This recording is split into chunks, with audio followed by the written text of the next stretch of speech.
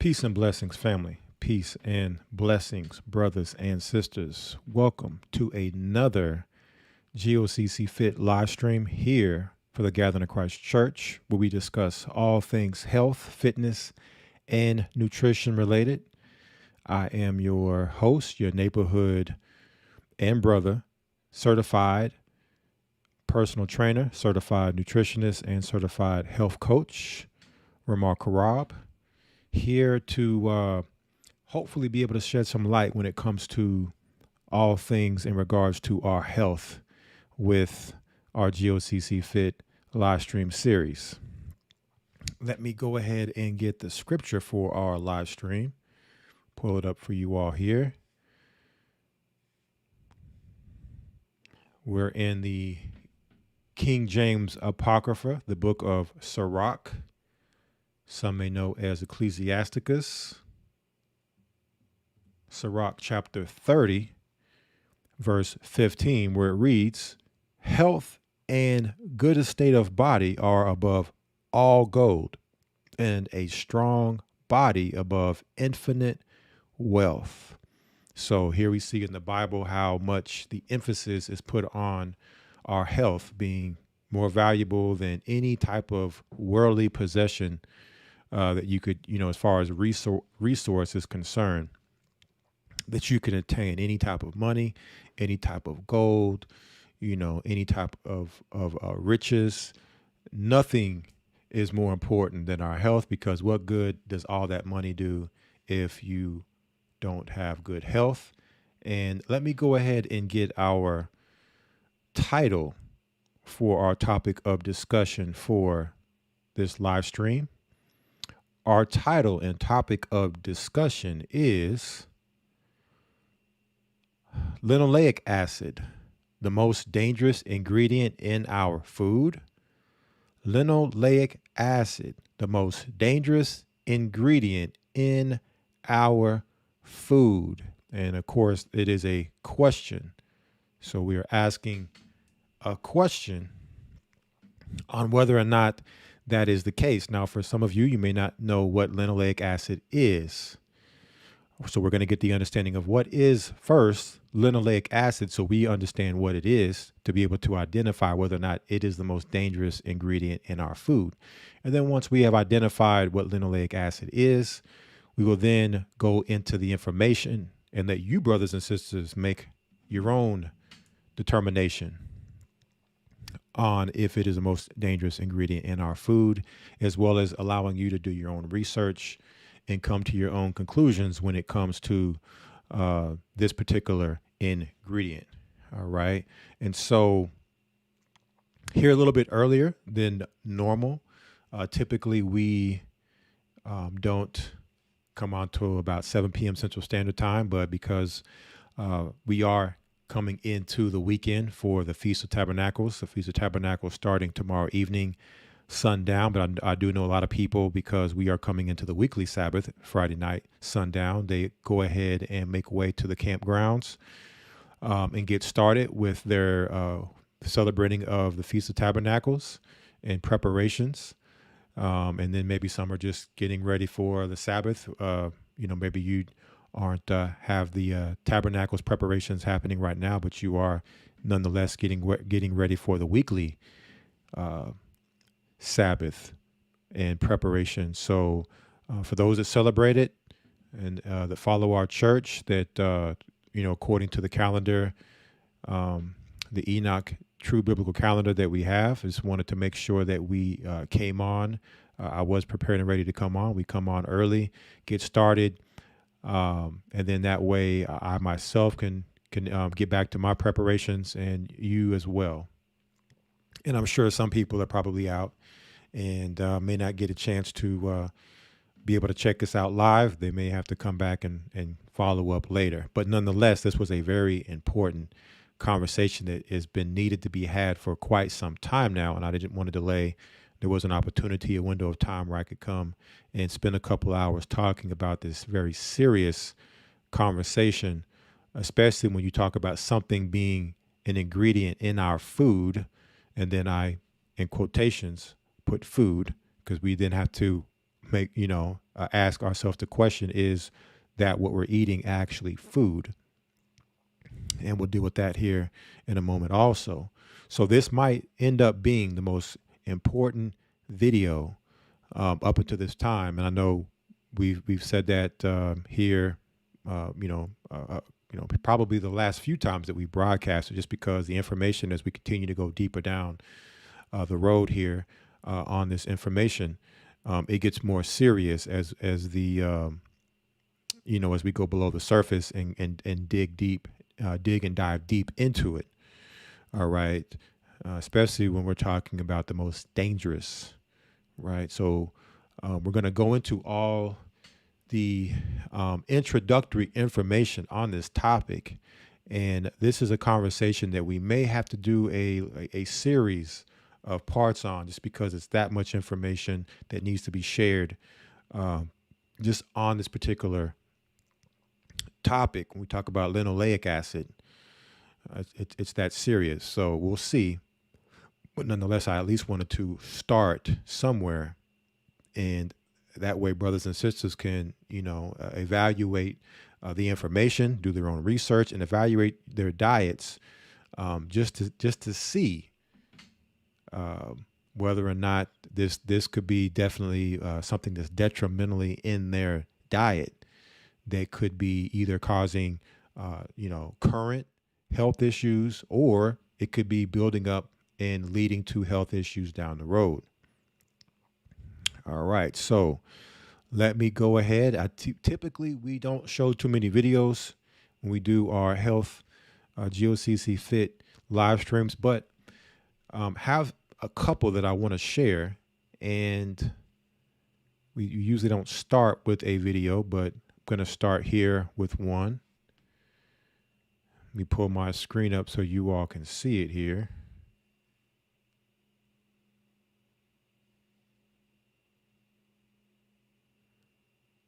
One moment, let me pull it up.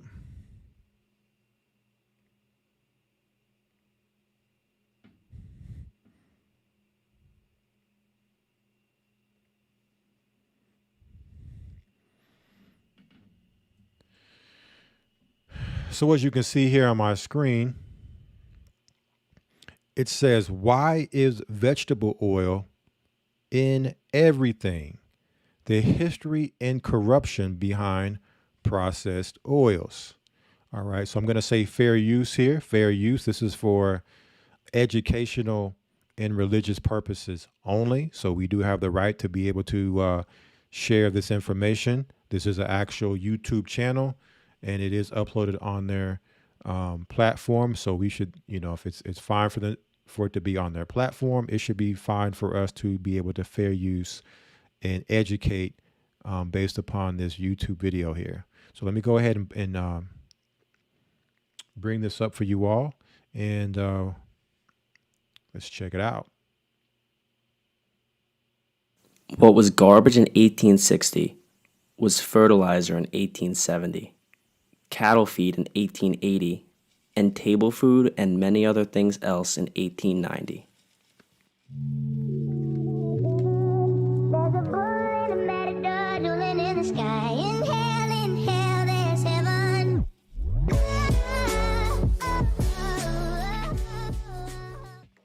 Before the 1890s, Western society only consumed animal fat. Tallow, suet, lard, and butter are all examples of these fats. Eastern societies use cold-pressed fats like coconut and palm oil. Vegetable oils like we know them today simply did not exist. The Industrial Revolution brought a rise in machinery, which required oil to run. At first, whale oil was the main fuel for these new machines, but as the whale population dwindled, the need for these oils continued to rise. Society needed another fuel, and that became cottonseed oil. It made sense. Cotton production was increasing by the year, and there was nothing to do with the seeds that came along with the plant. Now the scraps could finally be put to use. However, when fossil fuels were discovered, the need for cottonseed oil to power machines went away. The cotton seeds became useless again. Procter & Gamble, originally a soap-making company, used the newly invented hydrogenation process and once again found a use for the cotton seeds. They originally used coconut and palm oil to make their soaps, but switched to the cheaper cotton seeds when they had the opportunity. Then they realized that the soap resembled lard and figured that they could sell it as a substitute. This is where Crisco was born, the first vegetable oil. They vigorously marketed their product through various campaigns. One of their campaigns focused on the liberation of women who would no longer have to churn butter, and the liberation of animals who were no longer necessary for oil. They also got the message into the minds of consumers by claiming that it was the new product on the block. Another marketing strategy they used was free cookbooks, which listed Crisco as the base oil in every recipe. It was the cool new product that was cheaper than butter, but supposedly just as elegant. As it became evident that these once useless seeds could be made into food, other products containing them emerged. One of the most successful was margarine, first made with coconut oil and lard, but then made strictly with seed oils. Procter & Gamble then switched to soybean oil because it was even cheaper than cottonseed oil. Margarine and Crisco were the first vegetable oils to enter the market. As their popularity grew and it became easier to stabilize these oils, other companies started to sell them as cooking oil. Animal fats and the original Eastern vegetable oils contain mostly saturated fat. These so-called vegetable oils, which are actually seed oils, contain mostly polyunsaturated fats. For those wondering about the general manufacturing process of these oils, first, the seeds are gathered. Many of them are GMO, so they will have glyphosate residue on them, a pesticide and known carcinogen. They are then heated to extremely high temperatures, potentially leading to oxidation. This could be very problematic for your health, something we'll cover more in detail in the next video. They are then processed in a solvent like hexane, a chemical made from crude oil. They then deodorize the oil to get rid of the inherent rancid smells. Then more chemicals are added to give the oil a clearer color. The American Heart Association was launched in 1924, but few Americans had heart disease, so it was pretty irrelevant. Heart disease was actually very rare until the 1920s. Procter & Gamble paid the American Heart Association $1.5 million to promote Crisco as a healthy alternative to animal fats in 1948. It seems like this large investment paid off. Americans started associating saturated fats with heart failure when President Eisenhower had a heart attack and was out of office for 10 days in 1955. It helped gain awareness of the rising rates of cardiovascular disease, which the media associated with saturated fat. Eisenhower was also a heavy smoker, but that fact didn't seem to gather nearly as much attention.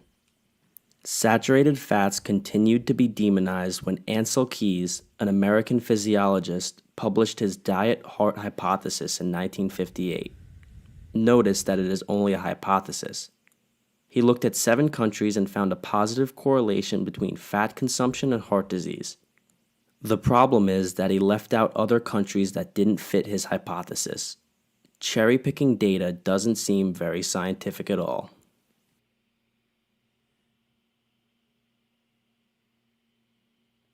In 1961, the American Heart Association wrote the first official recommendations to reduce intake of total fat, saturated fat, and cholesterol, and to increase intake of polyunsaturated fat. This advice was then used in the 1977 U.S. Dietary Guidelines. These cheap, industrial, heavily processed oils were marketed as health food, and their consumption continued to rise. Sure, my family likes fast food chicken, but I like knowing exactly what they're eating. So when I can, I make the chicken they eat. With fast food chicken, you don't know what they fry it in. At that point, animal fats had been disparaged, and the public perception of saturated fats was very negative. However, palm and coconut oil still had a small share of the market. The American Soy Association had successfully lobbied Congress in the 1930s to put taxes on these Asian-made oils, but they had to start aggressive slander campaigns when these oils were gaining popularity again in the 1980s. The irony is that people in Malaysia and the Philippines consumed massive amounts of palm and coconut oil, and heart disease was pretty much non-existent there. At the same time, Phil Sokolov, an American multimillionaire businessman, campaigned against saturated fats. He had suffered a heart attack and apparently wanted to protect Americans from cardiovascular disease. He led philanthropic efforts to eliminate saturated fats from the American diet. First, he contacted food conglomerates, and when they didn't respond, he put out hit pieces on them. He is credited for single-handedly driving McDonald's to switch from tallow to polyunsaturated fats. He also pushed numerous companies to move from saturated fat to polyunsaturated fat, and for people to drink skim milk. Sokolov later died from heart failure. I wonder how many people suffered the same fate because of his recommendations. The Center for Science in the Public Interest also gave the same advice. Maybe some of these activists, especially Sokolov, actually believed that saturated fats caused heart disease. They really just went off the government's guidelines, which were probably based on profit and not public health. Now, almost every single processed food you see will contain one of these low-quality polyunsaturated oils. Everything from chips to cookies to bread. Look at the labels on the foods in your pantry and you will see what I mean. Also, almost every single restaurant will use these oils to cook. Nina Teicholz explains some of the problems restaurants have with these oils in one of her talks. He says ever since they've gone to these trans-free oils, they have been having these horrible cleaning problems. They understand them as cleaning problems because the fryers are getting clogged. Because the oils turn into polymers when they go through all this heated. That long molecule I showed you becomes degraded and broken up, and it changes into other kinds of polymers, and that like the polymers in paint, right? So they would clog up the drains, and they would have this gooey, sticky stuff on the walls, and they would try to scrape it off, and nobody could scrape it off, so they had to invent a new cleaner that was extra strong, that had sort of extra strength chemicals in it, that to use to try to depolymerize the stuff on the walls and in the drains and on the floors of all these fast food places. He said the polymers, these degraded molecules were so unstable that when they would put the uniforms in the backs of trucks to go take them to the cleaners, the uniforms would spontaneously combust. And then when they took them, they'd clean them and they put them in the dryers. There were still so many of these toxic chemicals in them that they would explode in the dryers. So I mean, just imagine we're just all putting this in our bodies. Her book, The Big Fat Surprise, is an excellent source of information on this entire topic. Despite the facts, the most recent recommendations state individuals should aim to shift food choices from those high in saturated fats to those high in polyunsaturated and monounsaturated fats. By November 2013, the U.S. Food and Drug Administration finally removed partially hydrogenated oils from the list of human foods generally recognized as safe. It's good to know that the American Heart Association has been telling Americans to consume unsafe food for decades. When is this charade gonna end? The only way to avoid these garbage oils is to read labels, avoid restaurants that cook in these oils, and stay educated on the foods that you put into your body. Stay away from fats made from seeds or beans. Some safe plant oils would include olive, coconut, and avocado. These plants don't have to be chemically processed to obtain oil from. Your best bet is to cook your own food in saturated fat from one of these plants or an animal fat such as butter. Is it incompetence or malice? Tell us why in the comments below. Please share this video with anyone who still cooks in vegetable oil so they get a better understanding of how it got into their pantry. Then check out our next video. Right. So very interesting information there, right? Just in our introduction, our introductory video for linoleic acid, the most dangerous ingredient in our food. It's a question. So we're going to look at, these very, very serious allegations and very serious information that was brought out in this video here. And let me see if I can pull it up here. I can find it real quick. And for those that remember, okay, we had our last GOCC Fit, we had discussed all things macro fats. Right. So we touched on this topic a little bit,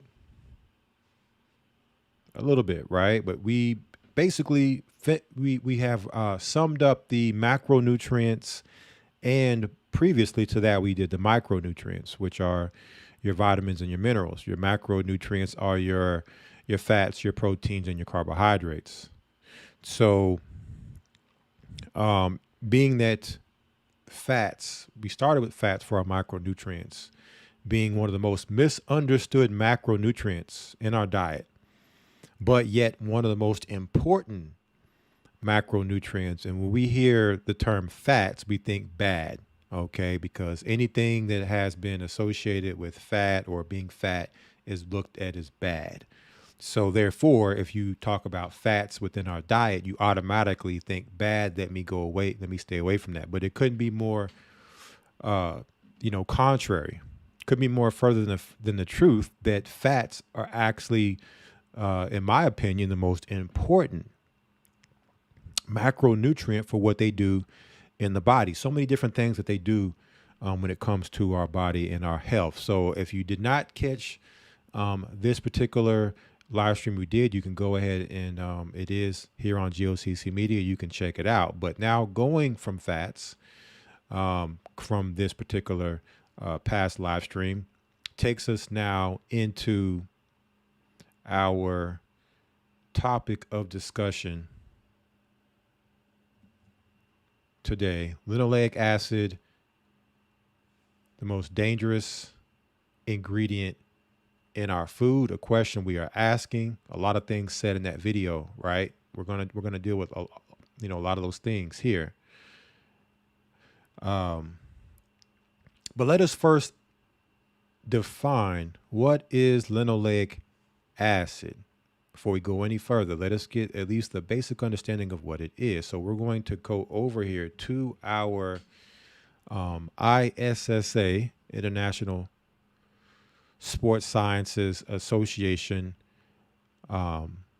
textbook, Fitness Nutrition, first edition, revised February 2021. We have gone into this to discuss many, many things, primarily dealing with the macronutrients. And so now we're going to come down here to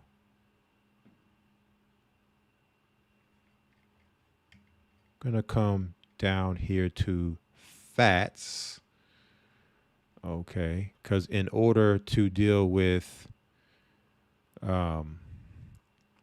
linoleic acid, we have to go under fats. For those who caught this live stream or are familiar with what linoleic acid is, then you would know we would need to come here. So let's get the base understanding of linoleic acid. So here we have it here. Linoleic acid.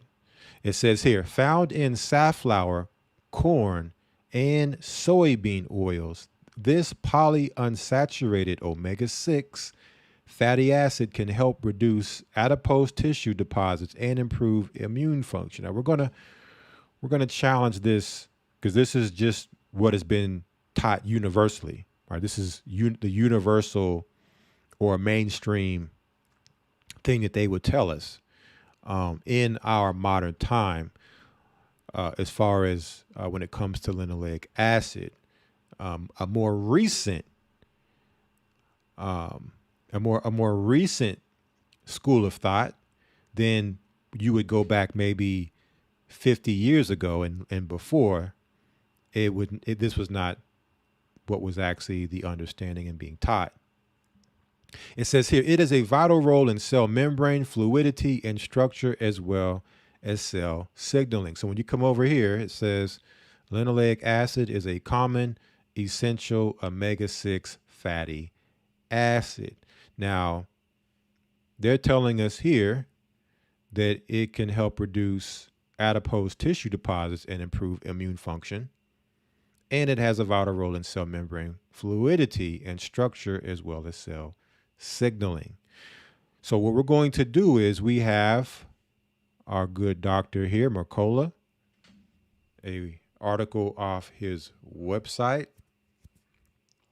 And he has a different school of thought when it comes to linoleic acid. What does he say here in his article? He tells us here it is the most destructive ingredient in your diet.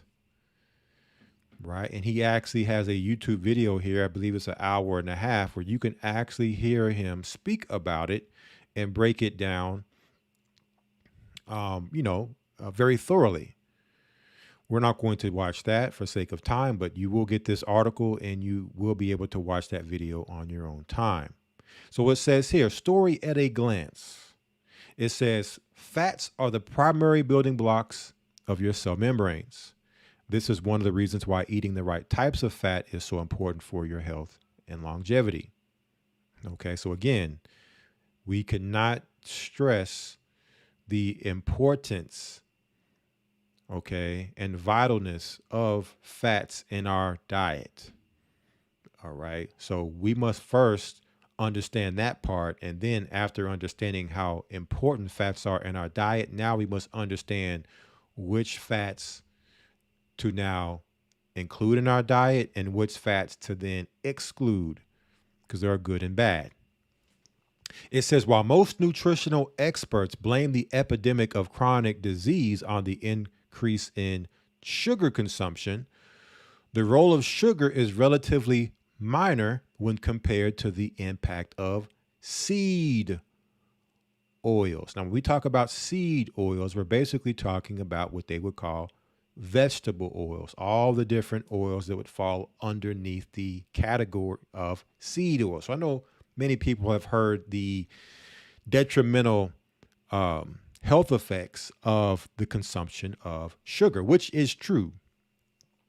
But the good doctor here is telling us that the detriments of seed oils to sugar pales in comparison, that seed oils far exceed the danger to our health that sugar causes, as destructive as sugar is. So that's a statement all in itself, right? It says here, there are two basic types of fatty acids based on how many of their carbon bonds are paired with hydrogen: saturated fats and unsaturated fats. Unsaturated fats are further subdivided into monounsaturated fats and polyunsaturated fats, depending on how many pairs of hydrogen atoms they are missing. So, of course, you have a lot of science here and, health terms and stuff. So we're going to get a little bit of that, but we're not going to go too deep. We're going to try to stick to the layman that vocabulary and discussion here so that, we can all understand and follow along. Okay. It says, because your tissues are made up of mostly saturated and monounsaturated fats, your body requires more of them than PUFAs. The main dietary PUFAs are omega-3 and omega-6 fats. And while your body does need these, it needs them in relatively small quantities. The most pernicious toxin in the modern diet and the fat you need to minimize consumption of is the omega-6 fat, linoleic acid, also known as LA for abbreviation. LA makes up to 60 to 80% of omega-6 fats and is the primary contributor to chronic disease. So that would pretty much contradict what we just read here in the ISSA textbook here. And this is the reason why you want to cross-reference to get, different understandings, because when you're looking in books, or even if you're looking at articles, or you're dealing with this doctor versus this doctor, there could be some things that are true and there could be bones. So we're going to challenge both sides to see which side is actually true, because the textbook here from ISSA is telling us that it improves immune function. Well, that sounds like a contradiction if Dr. McCullough is telling us that it is the primary contributor to chronic disease. So that right there is ambiguous, meaning that that would contribute many, many things. We talk about chronic disease. There's many, many chronic diseases, not just one particular thing. So we're going to look at some of the data here. And then we're going to come back to the textbook to see if maybe the textbook might actually confirm some of the stuff that we're going to see here from Dr. McCullough. Even though there's a discrepancy, we'll see if there's some actual validation on both sides as well. It says here, fats, which are water insoluble biological molecules, also known as lipids, are the primary building block of your cell membranes. This is one of the reasons why eating the right types of fat is so important for your health and longevity. Well, after 3 grueling rounds of peer review over the last 3 months, my paper on the hazards of linoleic acid and omega-6 polyunsaturated fat is now published in the high-impact nutrition journal Nutrients and available for download here. So he actually has a peer review, 3 grueling rounds, peer review on this topic, where you can come here and download, where he's did the research, he's did the study, okay, right, with peers on this particular topic. So when you get this article, you can download this peer review and compare it with other research that you may come across when we're talking about this particular topic. All right. It says here, please download the article and save it on your hard drive, as you never know what will happen with our future crisis. You can send it to doctors who don't yet believe how dangerous seed oils are, but truthfully, the video above is likely better for your friends. I couldn't have done it without my co-author, Dr. Chris D. Adamo, who skillfully and diplomatically helped to navigate the minefield of peer review. So he did this with another doctor.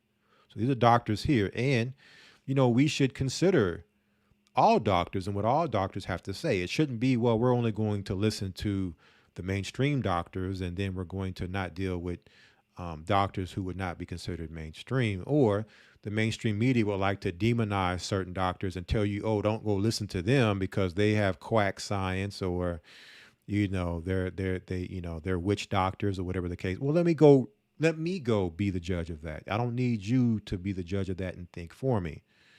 Okay. So we have to be careful of that, because a lot of doctors out here who are doing a lot of good, solid work are being demonized and blackballed for having an alternative view to what we have been told for so long that's now mainstream. And a lot of these things are more modern ideas and concepts. And, like I said, 50 years and before weren't necessarily the school of thought for those generations. So something changed, and what they're telling us now, they're saying is the right science, and what was before for thousands of years was wrong. And then we're going to see what the Bible has to say about this as well. Okay, to see, can we also confirm some of this in the Bible? Okay, I mean, it doesn't get much more history when the Bible goes back to the very beginning of mankind. So definitely the Bible would have some, you would think, if it would speak on a topic like this, that it should be, not only heavily considered, but the authority on such matters, right? It says here, our next paper will likely be on reductive stress, which is one of the most important, foundational, and unknown concepts in health. It helps explain why LA is so devastating to your health at a molecular, biological level. Lowering your LA is the single most important strategy you can take to not only lower reductive stress in your mitochondria, but improve your overall health. Now, that's a very bold claim because I know a lot of people have health issues, okay, and they're chronic health issues, chronic disease, and they're trying to figure out what's wrong, okay, and they're doing this and they're doing that, and they're not seeing any results. Well, according to Dr. McCullough, as well as others, it is the single most important strategy you can take. Now, that right there, if that is true, then how important is this information and conversation that we're having? Right? Because that would tell me that no matter what else you do, if you're not doing this, then that other stuff is going to be to little or no effect. Right? It says here, it took me over 6 months to create the video above, and I would strongly encourage each of you to watch it several times so you can embed in your brain how important avoiding LA is for your long-term health, so you can develop unconscious reflex behaviors to avoid this pernicious fat. Now, the video we opened up with, why is vegetable oil in everything, isn't Dr. McCullough, but he did add that video to this article here. Okay, so it is within this article. So we have, we have to look and see that this isn't the only doctor who's saying this, or this isn't the only person who has this understanding. There are many out there that have this understanding. However, this many would probably not be your mainstream voice. And so therefore they would be being drowned out. And so typically you wouldn't really have heard this for a lot of people. This might be the first time you're hearing some of this information. Okay, and you've been told other stuff, whether it be what's the most detrimental thing that for our health, or what's the most important fats we should be eating. So this goes against the grain, again, more modern times, but when we look in ancient times, it more so aligns. So let's go through some more information here on fats. It says fatty acid basics. What distinguishes one fat from another is the specific combination of fatty acids it's composed of. And the properties of fats and fatty acids depend on their hydrogen saturation and the length of their molecules, also referred to as chain length. There are two basic types of fatty acids based on how many of their carbon bonds are paired with hydrogen. Now, a lot of this we discussed again in our All Things Macro Fats, but this is just a refresher, right? Just so we can get the understanding of fats before we go into the deeper parts of this discussion. It says here, saturated fats are fully loaded with hydrogen atoms forming straight chains and are typically solid at room temperature. Examples include butter and coconut oil. So typically when you see butter and coconut oil, they're usually in a solid state at room temperature. You only see them become liquefied when they warm up and become hotter above room temperature. Okay, so that's a telltale sign of something that is more saturated than unsaturated. So it says here, unsaturated fats have lost at least one of the pairs of hydrogen atoms from their carbon chain and come into two varieties.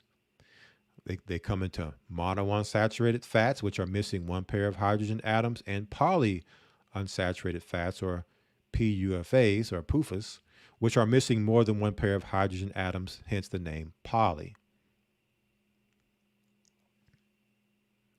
The loss of hydrogen results in molecules that kink or bend at each double bond. The more hydrogen pairs that are missing, the more bent the molecules, which causes the molecules to occupy more space. This is what makes the fatty liquid oil at room temperature. In addition to varying levels of hydrogen saturation, fats also vary in length of their carbon chains, leading to another classification scheme based on their number of carbon atoms. So here it goes through the different number of carbon atoms for short chain, medium chain, long chain, and very long chain fatty acids, okay? The chain length and hydrogen saturation level control a fat's melting point. As chain length increases, melting point increases.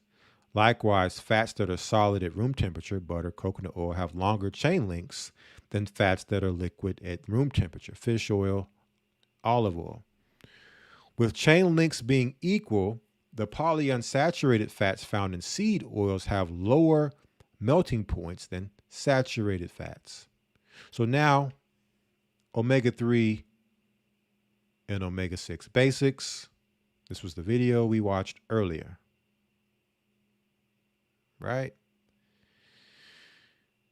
It says here, PUFAs can also be subdivided into omega-3 and omega-6 fats. The end of the fatty acid chain that is opposite the acid end is the omega end. The location of the first double bond from the omega end dictates whether a fatty acid is an omega-3, omega-6, omega-9 oleic acid, or another member of the omega family. The most pernicious toxin in the modern diet and the fat you need to minimize consumption of is the omega-6 linoleic acid. It makes up 60 to 80% of omega-6 fats and is the primary contributor to chronic disease.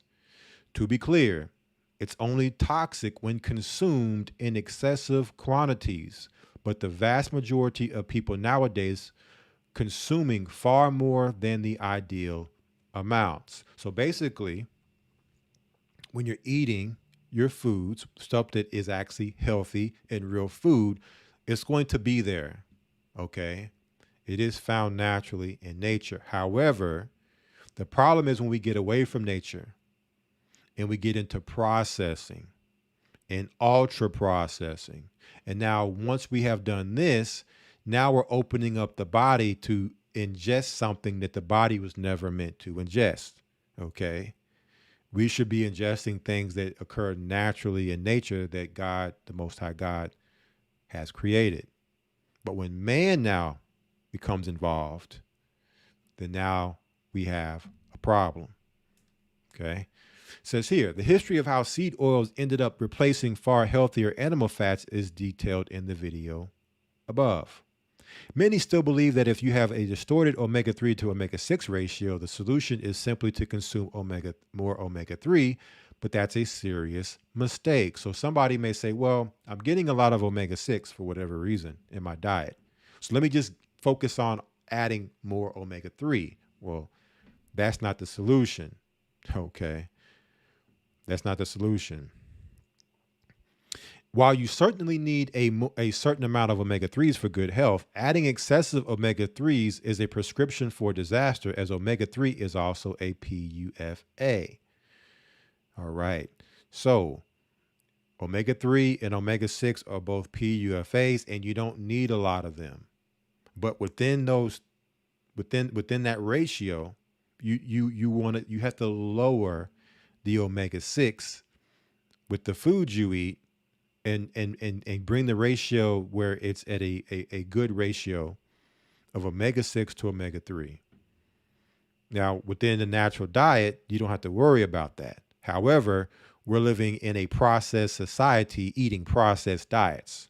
So hence comes in disease and problems, right? So it says here, so when consumed in excess quantities, omega-3 will cause metabolic damage similar to that of LA as it breaks down into dangerous metabolites known as ALEs, advanced lipoxidation end products. Okay, commonly consumed fats, right? It says here, it is also important to highlight a primary plant-based omega-3 fat called alpha linoleic acid, ALA. ALA should not be confused with LA, as they are quite different from a biological standpoint. LA is an omega-6 fat, okay? And ALA is an omega-3 fat. Okay, so they're totally different fats. They're both PUFAs. Okay, so if you ever see alpha linoleic acid, then you would understand that it is the alpha. It is the better of the omega because it is omega-3 than just regular LA. All right. Also, do not confuse LA with CLA, conjugated linoleic acid.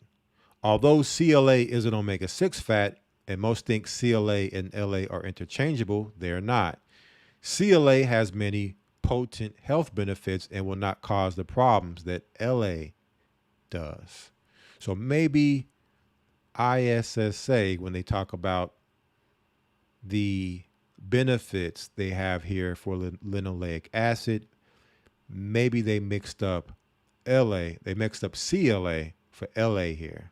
Okay, maybe there is some, and this is a 2021 textbook, so who knows now 3 years later if this isn't updated information.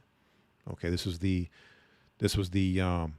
earliest version of this textbook I could get, that I could get access to.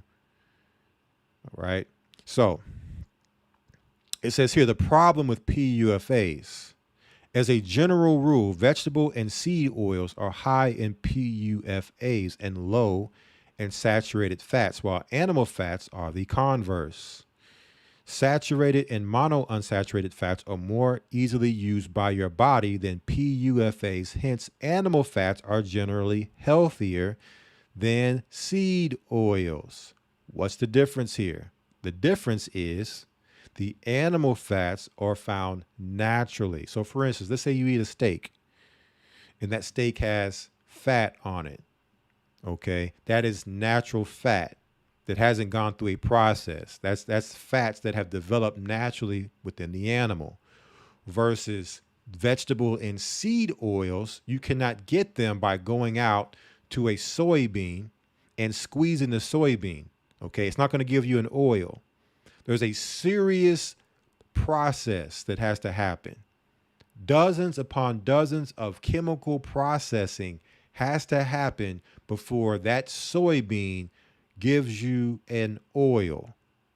So it's not natural, meaning the body was never supposed to consume that.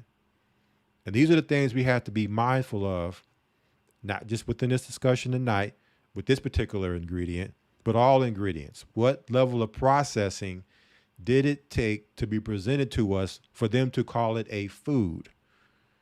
Okay, because everything that they have presented to us as food is not food. In general speaking, the more processing a quote unquote food has undergone, the further we should run away from it. Okay. Foods have minimal processing. And we're going to speak more on that later. But just wanted to expound a little bit there. One significant problem with PUFAs is that they are chemically unstable, which makes them highly susceptible to being damaged by oxygen species generated from the energy production in your cells. So we saw this in the video we watched. Okay.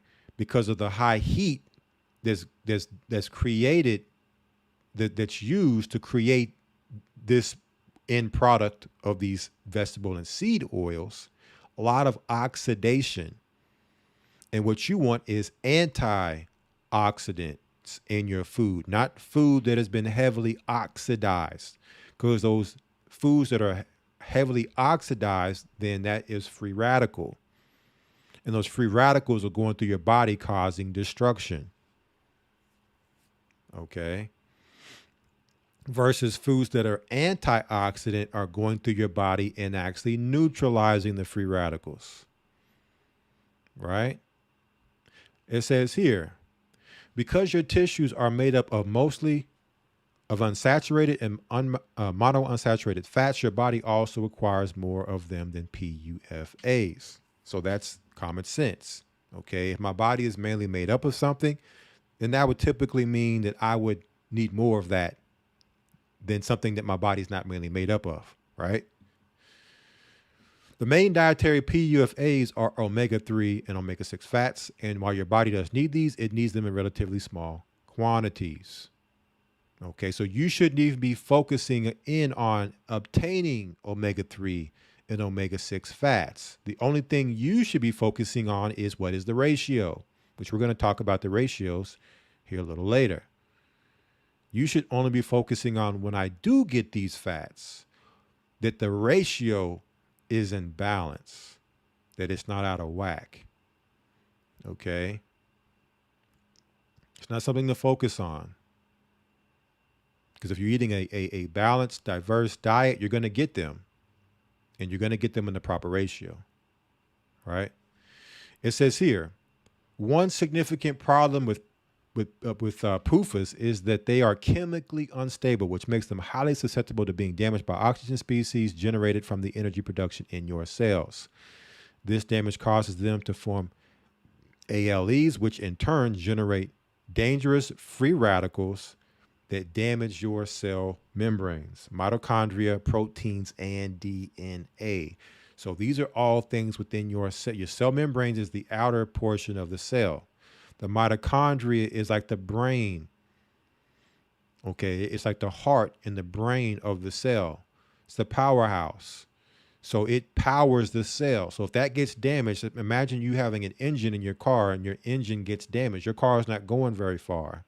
Okay, not fast. All right. Also, proteins and DNA damages your DNA. So that is what allows your body to identify itself and pass that genetic sequencing on from you to your seed or your children. So if that's damaged, you now don't have the proper DNA to pass down, which then leads to issues with your children. What's worse, PUFAs are integrated into your cell membranes and can remain so for 5 to 7 years. Okay, so once they get in your body, it takes a long time for them to get out. So what is this telling us, just without even going any further? Well, you look at America. America has an obesity crisis. America has an overweight crisis. So if something is accumulating in your body and is not leaving, that means that as it accumulates, you expand. Okay, so now we're maybe starting to understand where the obesity and overweight is coming from.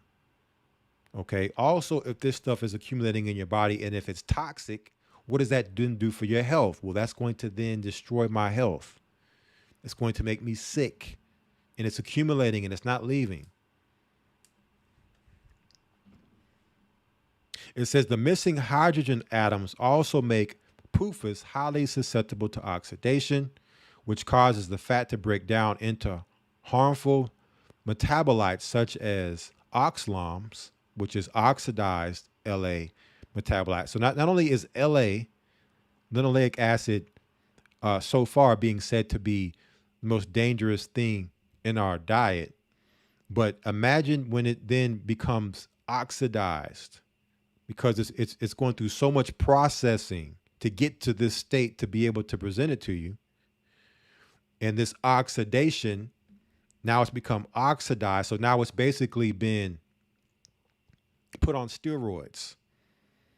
All right. It's already bad for you. And then imagine injecting it with steroids.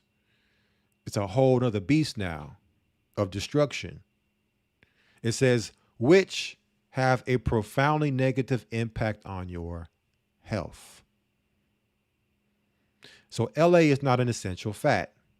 Essential fatty acids, EFAs, is a term referring to the PUFAs that scientists believe are crucial for health and that your body cannot produce. Hence, you have to get them from your diet. Currently, only 2 types of fats are considered essential: omega-3, EPA, DHA, and ALA, omega-6 fat, LA.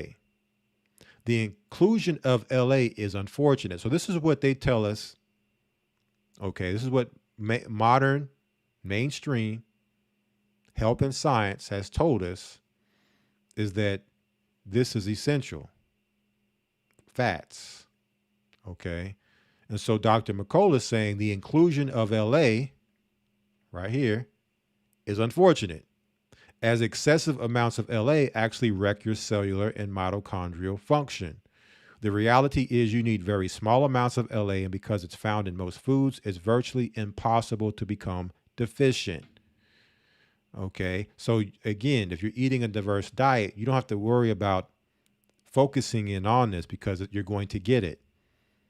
But when you focus on it and then you make it the main thing that you look to have in your diet, or you don't know what it is and you're getting it, even more dangerous because you have no idea that you're eating it and that it's destroying you. Moreover, modern research has shown that up to 10 generations of animals can be raised without any LA in their diet whatsoever and remain perfectly healthy. How about that? That animals, 10 generations,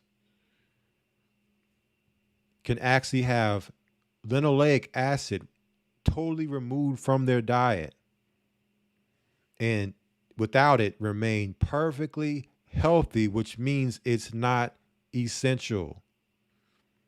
Now, animals and people are different, but typically most trials that they do when it comes to things, they start with animals first.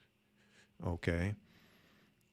So keep that in mind also, but that is interesting that animals, 10 generations, have gone without it totally, and it was like as if you wouldn't have noticed otherwise.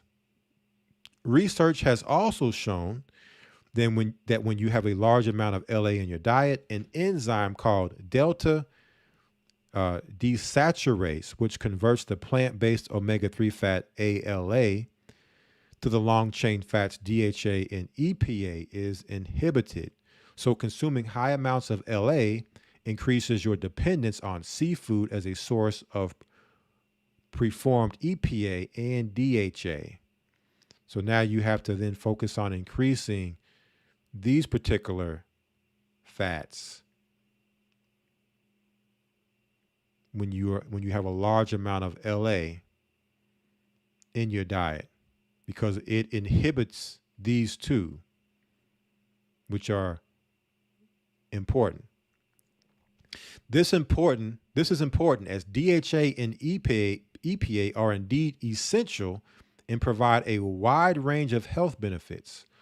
One of the most important benefits of DHA is lowering inflammation, which is a factor in most chronic and degenerative disease. So typically when you look at most chronic and degenerative diseases, what do you find?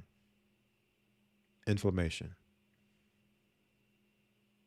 So this is probably the biggest single factor that you should be looking at when it comes to chronic disease, chronic and degenerative disease and health issues, is what is your inflammation like? Well, LA inhibits DHA, which is there to prevent inflammation and to lower it.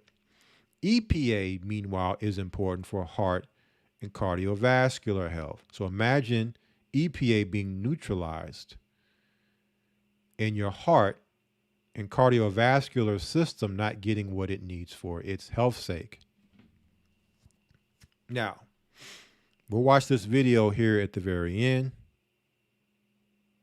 It says seed oils are the root of all chronic diseases. Very, very bold statement. And if it's true, right, what does that mean for us who are sick, who have health issues, and finding this information out that could be a game changer, that should be a game changer for our health, not only for those of us that may have those issues, but what about those of us that may not have those issues, but then having this in our diet, these seed oils or vegetable oils, interchangeable, could be setting us up for an early grave. Okay, setting us up for future chronic disease. Because when you're younger, your body can bounce back. Your body can fight stuff off. But as you age, And if you're getting this, your body's only going to be able to take so much before the dam breaks. Right? It says here, the video above reviews the health risk associated with vegetable oils and seed oils, which are found in most processed foods. It shows how chronic diseases such as heart disease began to skyrocket after the introduction of these oils in the market. Very interesting. We're going to look at some graphs here too. It shows how chronic diseases that were not very prevalent skyrocketed after these oils were introduced to the market. So we're going to see, is this a coincidence or there's something here more than meets the eye? Before 1866, the Western world, for the most part, only consumed animal fats, okay, because this process didn't exist. You could not in 1866 go to a market or a grocery store and get a big old $2 gallon jug of vegetable oil to cook your food in. Didn't exist. Well, what did they do? Tallow, suet, lard, and butter are example of these fats. So again, we are a Bible-believing church. We believe in the Levitical laws of clean and unclean animals. So of course, when it comes to foods or animals, should I say, like pigs, which would then give you your lard, we would abstain from. All right. However, and as bad as it may sound, when I'm looking at the information, and as bad as pigs are, and I don't even know, even to say this is weird, but it would be healthier to actually use lard from a pig to cook your food in than to use these seed oils. That's how bad, from my research, that is. We know what a pig is. Okay. That's how bad it is. But the reason being is that a pig was made by God and these seed oils were made by man. Okay. That's the difference. It says here, Eastern societies use cold pressed fats like coconut and palm oil. Okay. So when you look into the East, we're in the West. This is very key to look to the East. Okay. This is the reason why I said we're going to go into the Bible at the end of this. The Bible comes from the East.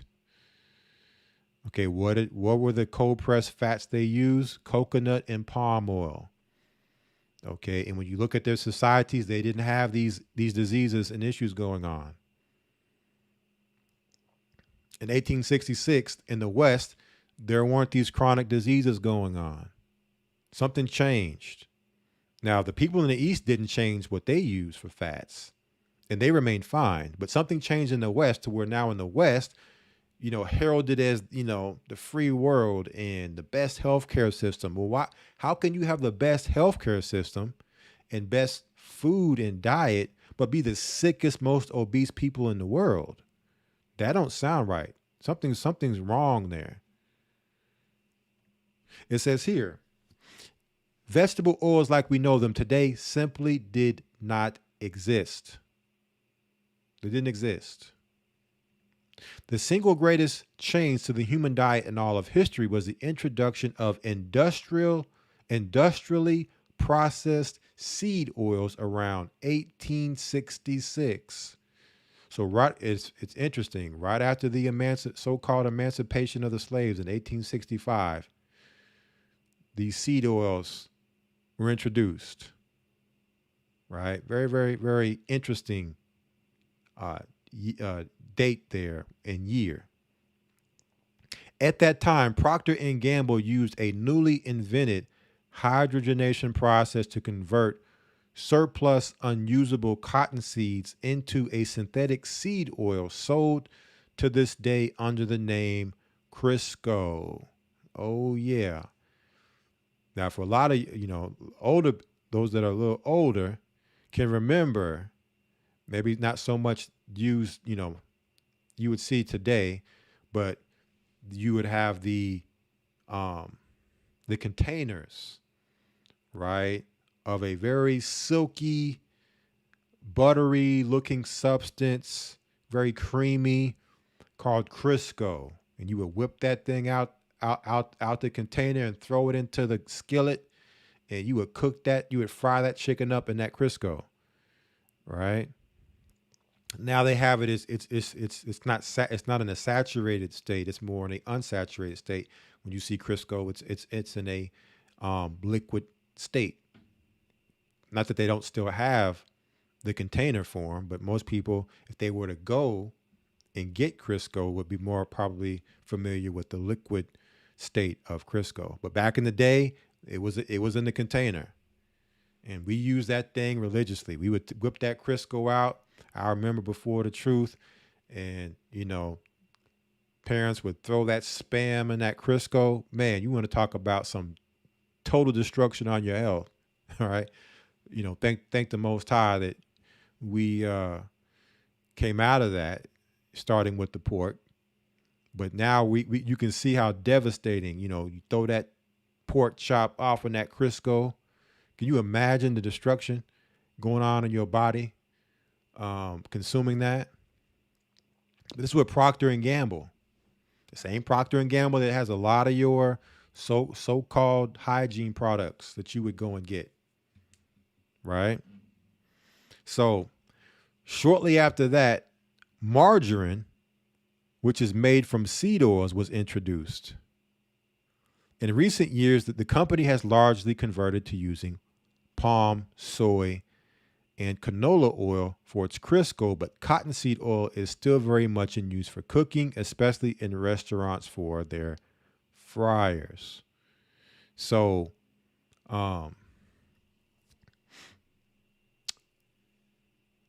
cottonseed oil. We're going to talk about that. Cottonseed oil. Okay. Historically, we can see that seed oil use increased from approximately 2 grams per day in 1865 to 5 grams per day in 1909 to 18 grams a day in 1999. As of 2008, the average consumption was 29 grams a day. So look at that, right? Before this was put out there in 1866, it was 2 grams per day. So it's gone from 2 grams per day,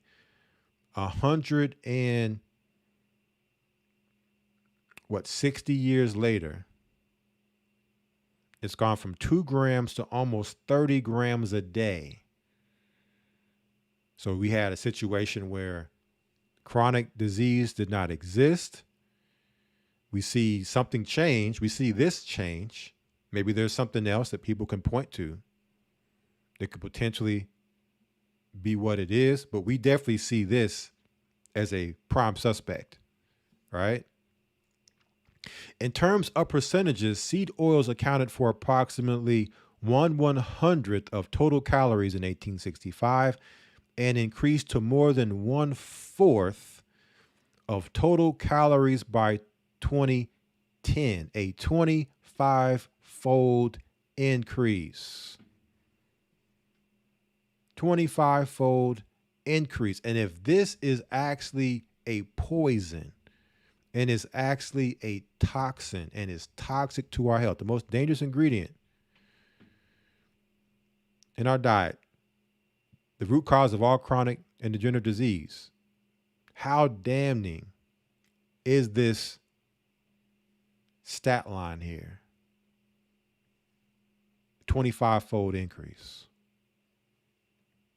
If I wouldn't know any better, I would say this is true, that someone's trying to eliminate us.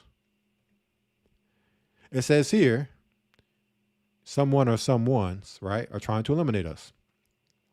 It says here, seed oils are far worse than sugar.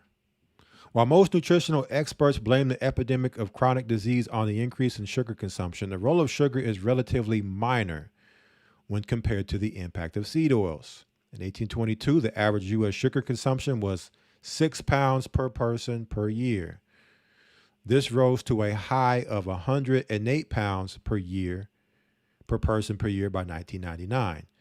This is a 17-fold increase, but seed oils went up 25-fold during that same time period. So now we can then say, okay, well, maybe it's sugar. So we can then look at sugars increase during this time consumption, and we can also compare it with that of seed oils.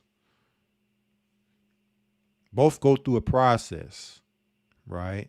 And so my question would, just before going into the information on it, which one undergoes more processing, right? Because whichever one is undergoing more processing and is actually employing chemicals within the process to generate you the product would be even more telling of which one is the more detrimental here.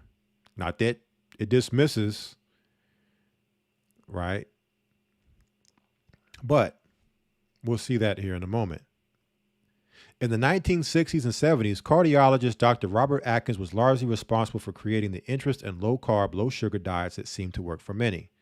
However, eliminating foods like French fries, potato chips, breads, pastas, pizza, and donuts not only eliminate sugar-based carbs, but also seed oils. Because all this stuff, so you can't just count the fact that this stuff is carbs. French fries, potato chips, breads, pasta, peanuts, donuts. Yeah, a lot of carbs, but what else? All this stuff is made with vegetable oil. Okay? It's all made with vegetable oil because it's cooked in it. So you have to count that factor in also. You're eliminating carbs, but you're also eliminating the seed oils that brought these processed ingredients to be. The French fries, of course, unless you bake them, but most of the time people are dumping them in the vegetable oil. It's not intuitively obvious, but the carb-loaded foods his diet eliminated are also loaded with dangerous refined seed oils.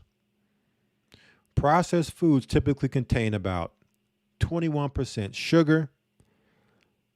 However, up to 50% or more of the overall calories contained as most processed foods come from seed oils. So, we look at the calories here.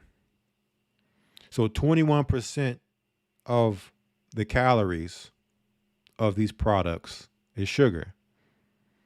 But more than twice that, 50% of the calories from these products come from seed oils. Okay. The connection is further confirmed by looking at the U.S. carb consumption. It's been declining since 1997. Yet obesity and type 2 diabetes have steadily increased. Okay. So U.S. carbs has been going down since 1997, the consumption of them. Yet obesity and type 2 diabetes have increased.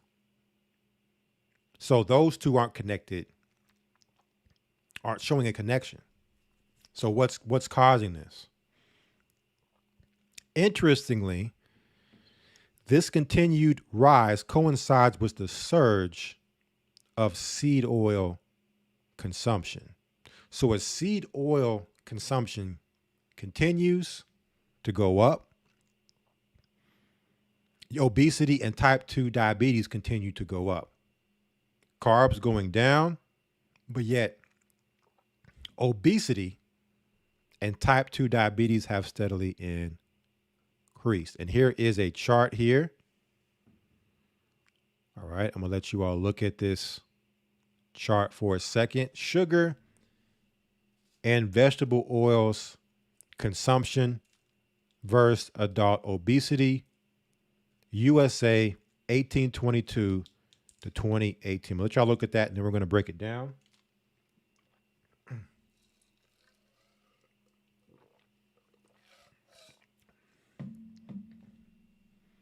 So what do we have here?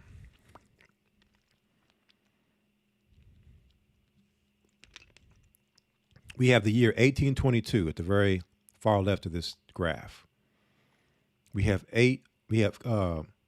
calories. How many calories? From 100 to 800 per day, right? In the orange, we have the line for sugar consumption. In the green, vegetable oil consumption. And in the blue, we have obesity. So let's take a look at this here. And let's see which two lines actually match. Okay, so as the calories per day go up, as the years go up, we see the lines all going in the same direction. However, right around 1978, we see carb or sugar consumption take a dip and start to go down or flatten out. Meanwhile, the vegetable oil consumption in 1978 is still going up. And as it continues to go up, what do we see here for obesity? Obesity spikes and jumps up. So if sugar was the more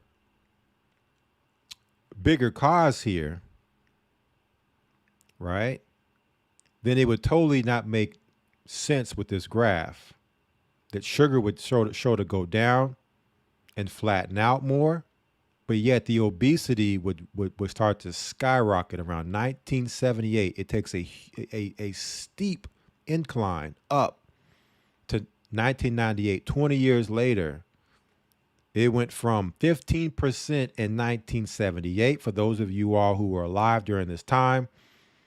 The 80s, the 90s, you could remember, people looked different. People looked different than how they look now. Not only just from obesity standpoint, but also just how they look, period.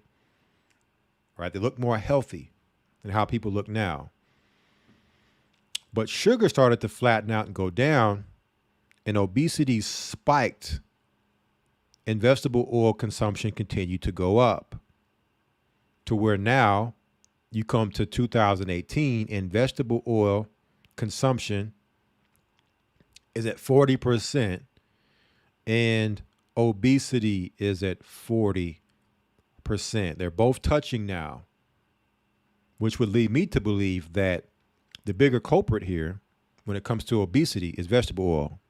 Now that would explain why so many people have become in a state of being overweight in America, have become in a state of obesity, and are trying to figure out why I can't lose weight. I'm cutting back the sugar, I'm cutting back the carbs, but yet I'm still gaining the weight, or I'm still staying the same. I'm not losing the weight.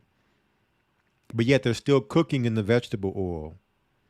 They're still going and getting the foods that have the vegetable oil in them and not realizing that this stuff stays in your body and doesn't leave, which means it's accumulating. And if something is accumulating in something, that means it's expanding. It's filling up. In this case, the body is filling up and expanding out. Let's keep going here. We have another graph. U.S. seed oils and sugar versus diabetes and obesity. So now we're going to look at diabetes too, as well as obesity, from 1908 to 2016. Pretty much the same graph. Here's your calories. We have in blue diabetes percentage, red obesity, orange sugar, green is vegetable oil. So if you look here, In 1908, you had little to no diabetes, less than 2%, less than 2% obesity. And the sugar consumption was at around, what is that? 6%? Or this doesn't really give a percentage. It just says the calories. Okay, it's going to deal with the calories. So around 400 calories a day just off sugar, and vegetable oil is less than 100. You're looking at maybe 20, if that, calories a day of vegetable oil. So sugar consumption is high, but the obesity and diabetes is still somewhat low. So as you go up to 1935, what do you see a huge jump in? Out of all these things between sugar and vegetable oils, you see a huge jump in vegetable oil consumption. Jump to here. You also see a jump in sugar, but not as much as vegetable oil. And then you start to see diabetes and obesity jump up. Right. So if sugar was the main culprit here, we would have seen more obesity and diabetes in 1908. Wouldn't have been that low. Now, 2016, vegetable oil consumption has now superseded the sugar, which has jumped, but look how much it's jumped. It's jumped, but not very much. It's went from about close to 500 calories a day to about 550 a day. But you see vegetable oil in 1935 to about around 130 calories a day, jumping all the way up here to the top to over 700 calories a day of vegetable oil. And you see the percentage of diabetes and obesity.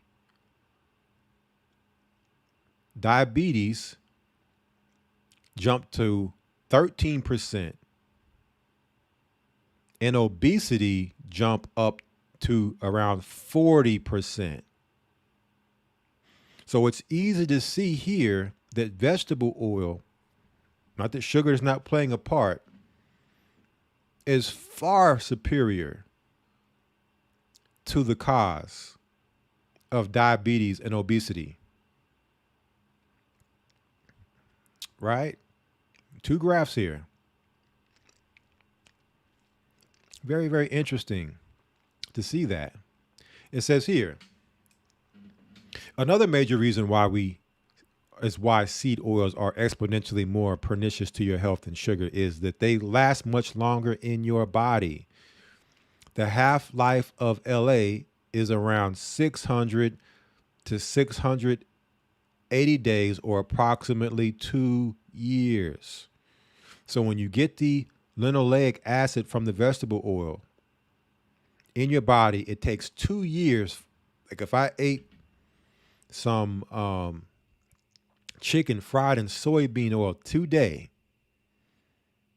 or canola, okay, or sunflower or safflower or any of the vegetable oils, if I ate that today, it wouldn't be until September 13th, 2026, somewhere in around that time, before it would then leave. Just today. Doesn't include any other thing I ate previously or after, or if I ate something else that had vegetable oil in it other than the chicken today. 2 years. So imagine if you're eating this stuff every day, this vegetable oil, and it's accumulating and accumulating, and it's just in your body and it's not going anywhere. Can you see where obesity and chronic disease is coming from now? This means it will take you about 6 years to replace 95% of the LA in your body with healthy fats. That's damning, family. 6 years? It'll take 6 years. Once you start to reverse this and focus on the healthy fats, it'll take 6 years. Now, why isn't mainstream media even considering a topic of discussion and entertaining this research? Why? Well, let's take a look. We see corporations, we see them using these ingredients and substances. So they're making a lot of profit because this is very cheaply produced material here. Okay.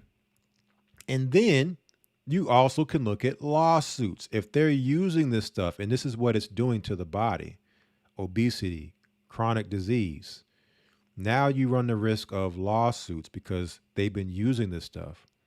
And have they known about this?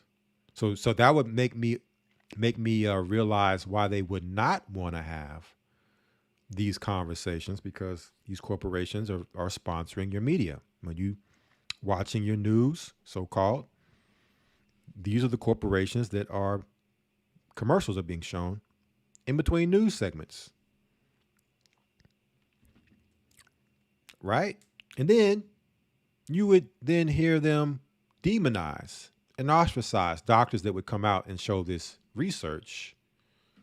Because again, their corporate masters could not afford for a high level of the population to know this, because then what would it do for their profits? What would it do to then receive lawsuits? Okay. They run the risk of going belly up, being shut down and run out of business. It says here, this is the primary reason for keeping your LA intake low as possible. Meanwhile, your glycogen stores will be exhausted in about 1 to 2 days. So if you go on a sugar binge, that sugar doesn't stick around for years, destroying your health like the LA and seed oils does. So let's take a look here. We looked at the graphs. Okay, we're looking at the information as well, the actual details of this. Sugar only takes 2 days to basically deplete out of your body. 2 days.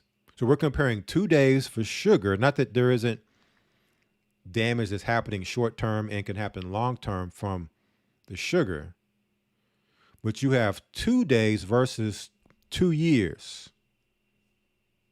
Now it would make sense about the obesity, especially with the vegetable oil increase and the obesity increase, while sugar is increasing, but not nowhere near the level of the vegetable oil, as well as diabetes. Since the induction of vegetable oil, because think about it, when you go back and you look at hundreds and hundreds of years of trading, I mean, you go back to the times where the ship vessels were going from country to country and there were trades. There were things that you always knew that they were trading: spice, sugar, salt. Okay, so sugar has always been something that's been used for trade. And yet these chronic diseases and obesity didn't exist. People consumed sugar. Now, they may not have consumed it to the level of what's being consumed now, but it was consumed, okay, and it wasn't causing major health problems. The only thing that we see introduced here that's showing a spike is the vegetable oil consumption. That's the biggest thing that we're seeing changing the game here. Okay, but there's more. How excess LA consumption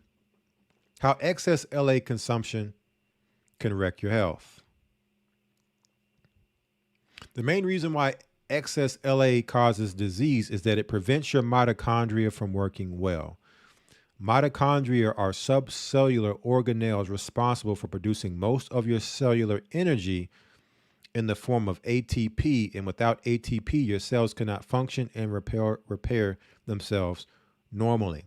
So imagine the energy, again, what drives the cell, the engine of the cell, not being able to function or repair cells. Now you can understand when you're tired, you don't have any energy, you're sluggish.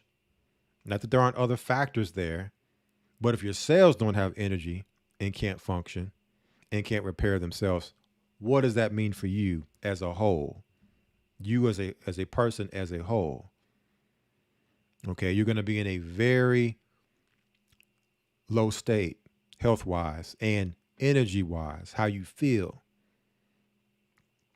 It says here, as mentioned earlier, PUFAs such as LA are easily damaged by oxygen in a process called oxidation, which triggers the creation damaging free radicals. These in turn give rise to ALEs, and in this case of omega-6 fats, oxalams. These ALEs and oxalams then go on to cause mitochondrial dysfunction, which is a hallmark of most all chronic disease. In addition to oxidation, inflammation, and mitochondrial dysfunction, processed seed oils can also damage the cells lining your blood vessels, cause memory impairment, and increase your risk of Alzheimer's disease. Canola oil in particular has been linked to Alzheimer's. Strip your liver of glutathione, thereby lowering your antioxidant defenses. We've talked about glutathione a lot, being one of the most powerful antioxidant the body can produce. So it neutralizes that from being able to work in the body. Inhibit delta-6 desaturase, an enzyme involved in the conversion of short-chain omega-3s to longer-chain omega-3s in your liver. Impair your immune function and increase mortality. So that would be, again, a total contradiction to what the ISSA textbook told us, that it improves immune function, which would lead me to believe that they have mixed up CLA as LA when it comes to this particular part. Okay. CLA does improve immune function, but it's not the same as linoleic acid. Okay. That would be a total contradiction. As we're seeing here, it impairs, not improves, the immune function and increase mortality. It increases death. Because if you're impairing the immune system so your body can't fight disease, okay, you're causing problems in cells and in organs, then your chance of death is now going up. Make your fat cells more insulin sensitive, thereby causing insulin resistance, which leads to diabetes.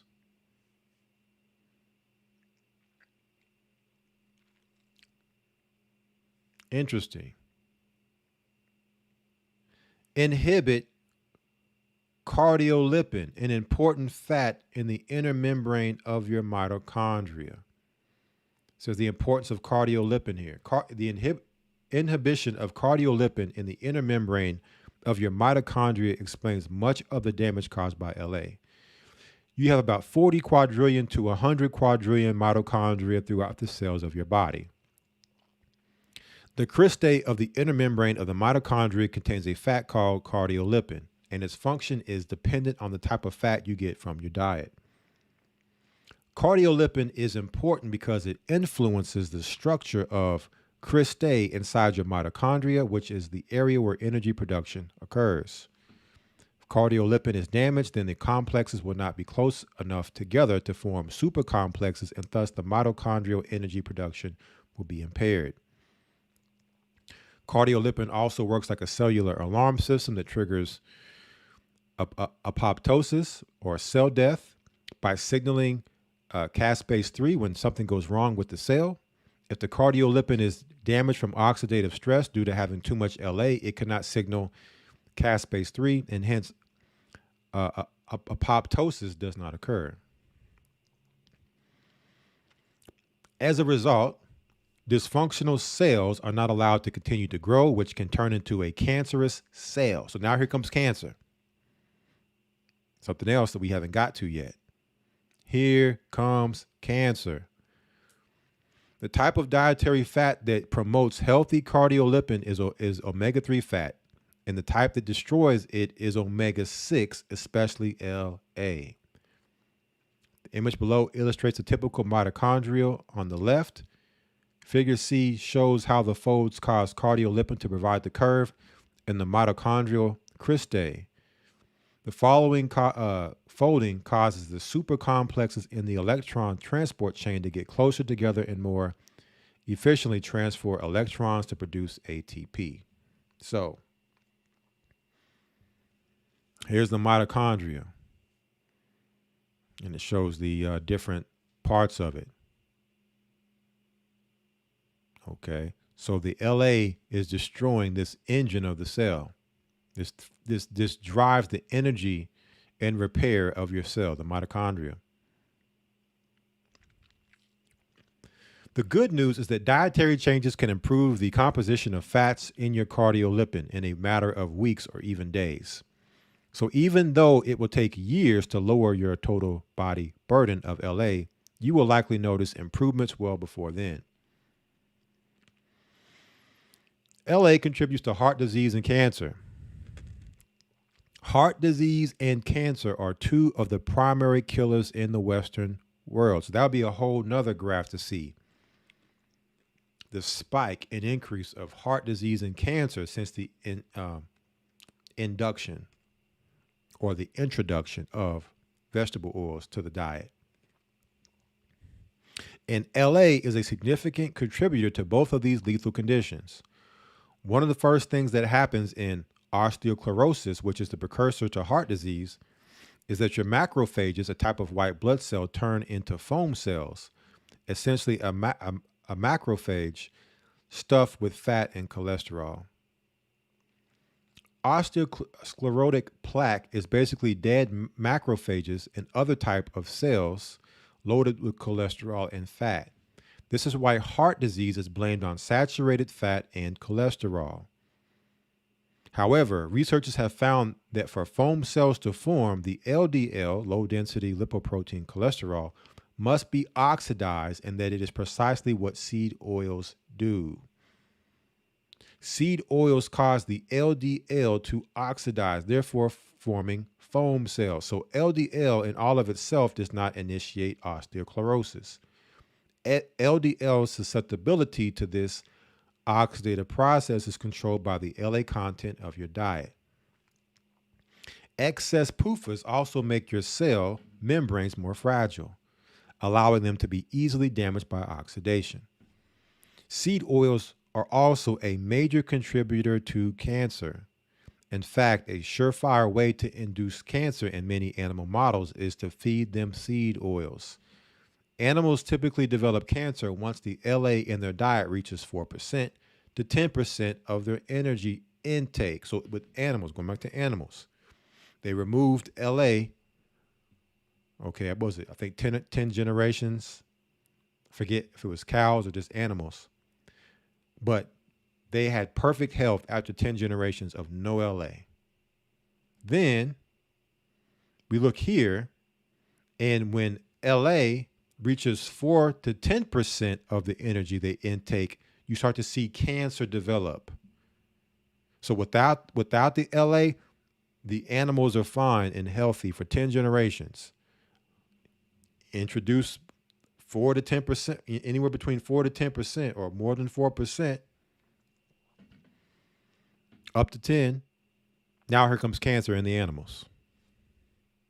And as mentioned, most Americans get approximately 25% of their total daily calories from seed oils. So we're far over the safety threshold for these fats, at least based on the laboratory work in animals. Remember, our ancestors typically got less than 2% of their calories in the form of omega 6. So we're looking at the traditional and ancient, how things were versus the modern. And while we're seeing an explosion of chronic disease and obesity, and this is typically in America where more things are processed and not natural. There's even evidence showing that eliminating seed oils from your diet will dramatically reduce your risk of sunburn and lower your risk of skin cancer, as susceptibility to UV radiation damage is controlled by how much LA is in your diet. Now, what foods to avoid and how? Let's take a look here. Very, very important. So now we've gone through the information. We've looked at the research, some of the studies. Now somebody may ask, okay, well, what do I need to look for? Okay, to watch out for, as well as what to focus on. We're going to get all that, right? I'm going to get all that. So primary sources of LA include seed oils used in cooking, processed foods, and restaurant foods made with seed oils, condiments, seeds, and nuts. Most olive oils, we're going to talk about that here in a moment, and avocado oils. The reason being due to high prevalence of adulteration with cheaper seed oils, basically meaning that most olive oils, this is another study that's been shown, and avocado oils have been shown not to be 100%. They may sell it to you as 100%, but they're actually cutting it for better profits with seed oils and selling it to you as if it's 100% olive or avocado oil, right? And animal foods raised on grains such as conventional chicken and pork. Okay, so animals that are raised on grains are also going to have a high level of LA. So even if you would look at a cow, which is a clean animal, has now become, which should be a very healthy animal that we should consume with the cow, the meat itself, as well as the dairy, has now become a poisonous food if that cow is not pasture raised and it's being fed grains. And that's just, that's just for starters. I'm not talking about all the other stuff that they could be doing with the cow when it comes to, stuff they're putting in it, so-called pharmaceutically, right? So ideally, consider cutting LA down to below 7 grams per day, which is close to what our ancestors used to get. If you're not sure how much you're eating, enter your food intake into Chronometer, a free online nutrition tracker, and it will provide you with your total LA intake. So you can put what food you're eating into this meter, and it'll tell you how much LA you're getting in those foods. Chronometer will tell you how much omega-6 you're getting from your food down to the 10th of a gram, and you can assume 90% of that is LA. Anything over 10 grams of LA is likely to cause problems. Healthy fat replacements include tallow, butter, or ghee, all of which are excellent for cooking. So we're going to talk about the replacements, what you should be eating instead here in a moment, what you should be looking for to cook your food in, as well as the products you get that have any type of fats that they've been cooked in, to make sure you know how to avoid this ingredient. The table below provides a fairly comprehensive list of the most commonly consumed oils and their approximate LA content. In general, the lowest LA containing fats, butter and beef tallow, would be the fats of choice. These excellent cooking fats would not only be the lowest in LA, but will also provide the fat soluble vitamins A, D, and K2. Coconut oil is also very low in LA, but doesn't provide the important fat soluble vitamins that tallow and butter contain. So let's take a look here. You have cooking oils and the percentage of LA in them. At the top, you have safflower oil and grapeseed oil. So you have a lot of people who are vegans, and they maybe not even vegans, just people in general who run to the grapeseed oil because it has a high cooking temperature. All right, which it does. However, it's one of the worst oils for your health because of the LA content. The omega ratio in grapeseed oil, omega 6 to omega 3 is like 200 to 1, and it should be somewhere around 4 to 1. So if you have grapeseed oil, based upon the research, you should stop cooking and using and ingesting it immediately. What other oils? Sunflower, 68%. Corn, 54%. Cottonseed, 52%. Soybean, 51%. Rice bran, 33%. Peanut, 32%. Canola, 19%. All in the red. So if you're using any of these oils, okay, and you're wondering why you can't lose weight, wondering why you can't shake chronic disease, or maybe you don't have either of those, but not realizing you're setting yourself up for a grim future of health with a silent killer, a silent mystery killer lurking in the form of linoleic acid in your omega-6 ratio in these oils. And you notice, and this is what you do, go look in your pantry and pull out start looking at all your different items you buy. And 99 times out of 100, you're going to have one of these oils in them.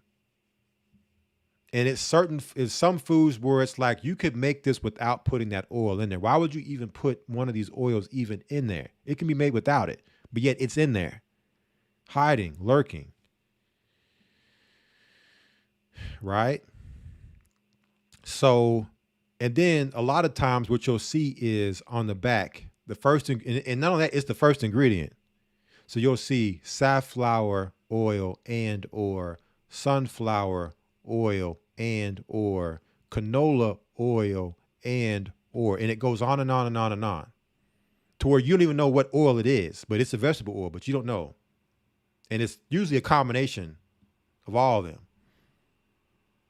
Probably one of the other most highest ones that you'll find, soybean oil. Soybean oil.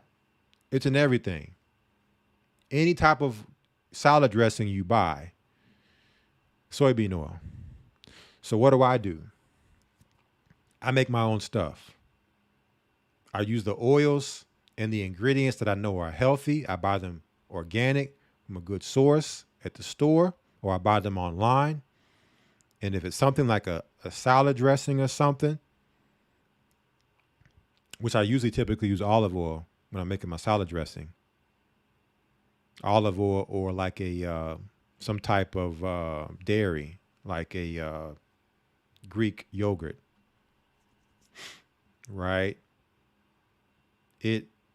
But look at your salad dressings, and you'll be hard pressed to find a salad dressing that doesn't have one of these oils. Typically, soybean. It's the oil of choice for all of your salad dressings you buy. And even your vegan salad dressing. So they'll slap vegan on it and you'll say, oh, this is healthy. It's vegan.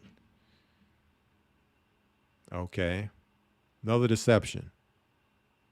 Labeling something labeled vegan as being healthy. Okay. A lot of stuff made with soy that's vegan. And it's just straight destroying our health. We don't have any idea. We just think it's vegan and it must be good. So you have olive oil, which can range between anywhere from 3% to 27%, depending on the source. But on average, you're looking at 10%. Okay. However, if you can get a organic, high quality olive oil from one country, okay, not from 5. You look on the back, it shouldn't say oil could be, it tells you it could be, meaning you don't know where it's coming from. It could be from Italy, Greece, Spain, Morocco, right? I have a list of all these different countries where it could be coming from, meaning you don't know where. So if it is coming from all these countries, that means you're getting oil from everywhere being put together in a concoction. You don't want that. Find a small company that has a small vineyard, small meaning compared to like the corporate vineyards, who's a family owned, that take pride in their work. Their sole survivability is on that product. They can't afford for it to be a bad product, right? It's coming from one country, from that one vineyard. That's the olive oil you should get. And that's the olive oil you should use. And you should be using olive oil for sauteing. You can use it for your salad dressings, more so either medium to lower heat. If you're going to use it for cooking, you don't want to use it for high heat because of the burn temperature. Okay. You're going to use something that you want to cook on a higher temperature, there are other oils that you can use. Now, so olive oil is at the top, very, very top of health, and it's loaded with antioxidants, polyphenols. So olives are very healing. The leaf, the fruit, the oil. Okay, as long as it's organic, you can't go wrong with olives and olive oil. Avocado oil. Okay, the problem again, it has to be from a good source, but avocado oil is going to be at the bottom of the list. Avocados are good, but the oil is at the bottom of the list. It just doesn't have the nutritional profile that you would want. There's far superior oils that you could use. So what I typically do, if I'm going to do avocado oil, like for instance, there's a mayonnaise that I buy at the store. It's made with avocado oil only. It's not made with any other oil other than avocado oil. I'll buy that because I'm not finding a mayonnaise with using any other type of healthy oil. They don't exist. If I don't make my own mayonnaise with olive oil, which can take some time, I'll just buy the avocado oil mayonnaise from the store.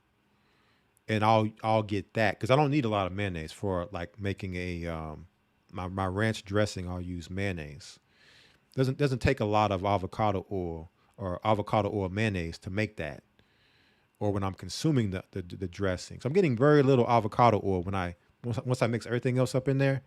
So it's very minimal. Okay, that would be the only time I personally would use avocado oil. Right? Something like that. Something where it's already, you have certain chips that use avocado oil, or maybe it's popcorn cooked in avocado oil only. Then I might do that. But outside of that, there's better options than avocado oil. Of course, lard, we're totally disregarding because it is pig. But to show you, it has 10% LA. So as bad as pig is, right? Somebody would say, oh, it's not vegan. But you come up here to safflower oil and you're causing way more destruction to your health than somebody who's eating an unclean pig. Right? Palm oil. Okay. Something that's not widely known or used is another option. Some stuff you may find, and typically palm oil for me is if I'm looking for another ingredient in my food. Like for instance, I buy these certain tortillas that use palm oil with making the tortilla, because they put these other oils is what you're going to find in most of your flour tortillas, which flour tortillas can be made without oil. Really, they can be made without it. But again, they're putting the stuff in everything. So if you're going to get me to get a flour tortilla from the store, then I'm looking for palm oil to be in it and no other oil, if I can find it. Other than that, I wouldn't use palm oil unless it's like a bottom of the list option. Okay. Now, the green is where you really want to focus on. Everything to be grass-fed and organic. Because look at the percentage of LA. So most of the stuff has a 2-to-1 omega-6 to 3 ratio. You want it to be no more than 4-to-1. A lot of this stuff is 2-to-1. Right? So, and a lot of this stuff is coming from cows. Now we can understand why there is this thing out right now where they're talking about get rid of the cows for various reasons. Ghee butter, 2% LA. You want it to be grass fed. High burn temperature. So you can actually cook with this on higher temperatures. But typically the butters I usually use in sauces, and if you were going to use it for baking, that'd be more so what you would want to use butter for. Sauces and baking. Okay, so your grass-fed butter, 1%, has a lower burn temperature, so it can burn. Okay, so a sauce on sauteing or baking, you'd use butter or ghee butter. Higher burn temperature, but grass-fed butter even better. Not much better, just a percentage of LA. Coconut oil. Okay, this is for if you're doing some serious cooking. You want to fry some wings, fry some chicken. You need, a good layer of oil to fry with. Coconut oil. Okay, coconut oil, organic, good source. I get the big tub from the Philippines. Okay, and I use coconut oil. Step above the coconut oil is going to be your tallows, because the tallows are going to have the vitamins, the fat soluble vitamins, the A, the D, and the K2. So you have beef tallow, you have bison tallow, you have lamb tallow. Basically, it's fat. Okay, it's fat that they whip up and they render it and whip it up into like a creamy state. And it can be cooked in high temperature. Okay, so I do a lot of cooking with tallow. Okay, I do more cooking with tallow than coconut oil. Okay, and then I use a lot of ghee butter with my sauces. Okay, and so these are the fats you want to focus on that they have told us are bad, and they've told us that this is good. But we're going to see. At the end of this, we're going to go to the Bible and see what the Bible has to say about all this, to see if it can confirm this information or not. Let's keep going here. And again, here is a screenshot here, as you can see here on your screen. Cooking swaps. They don't have the tallow on here on your right that you could use. Right? But you get the idea. Stay away from the left. Focus on the right. If you go out to eat to a restaurant, understand they're going to be cooking with what you see on the left. It's going to be hard to find a restaurant that's cooking with the oils on your right. So what could you do? Like, let's say, for instance, you go to a restaurant, instead of getting French fries that are cooked in oil, you can get a baked potato that doesn't need oil, right? So these are just certain little hacks that you can do if you're going to go out to eat, that you can make sure, sometimes you may, okay, I'm going to eat that today. You eat out once a week. I'm going to eat that today. I'm going to eat something that's fried, whatever, at the restaurant, right? But you don't make a habit of it. And sometimes you may say, you know what, I'm going to do the baked potato this time eating out than the French fries. Or the grilled chicken other than the fried chicken. See, these are little hacks that you can do while you're out eating, if you're going to eat out, if you're not cooking at home. All right. Now let's finish out here. We got a video and some scriptures to go through, and then we're going to finish this out. Right. It says vast majority of olive oil and avocado oil are adulterated. Most people introduced to the topic of omega-6 toxicity have questions about olive oil and avocado oil. Consumption of olive oil has increased more than tenfold in the U.S. over the past 35 years. Olives and olive oil are well known for their many health benefits, especially for your heart. But using adulterated olive oil will not do your health any favors. Tests have revealed that anywhere from 60 to 90% of the olive oil sold in American grocery stores and restaurants are adulterated with cheap, oxidized omega-6 vegetable oils, such as sunflower oil or peanut oil or non-human grade olive oils, which are harmful to health in a number of ways. This is even true for extra virgin olive oil.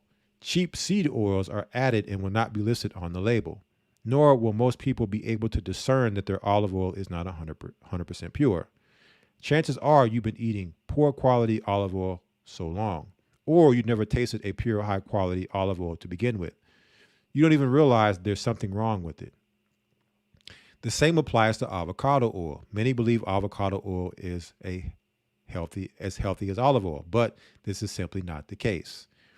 A 2020 study showed that 82% of avocado oil is adulterated, mislabeled, or of poor quality.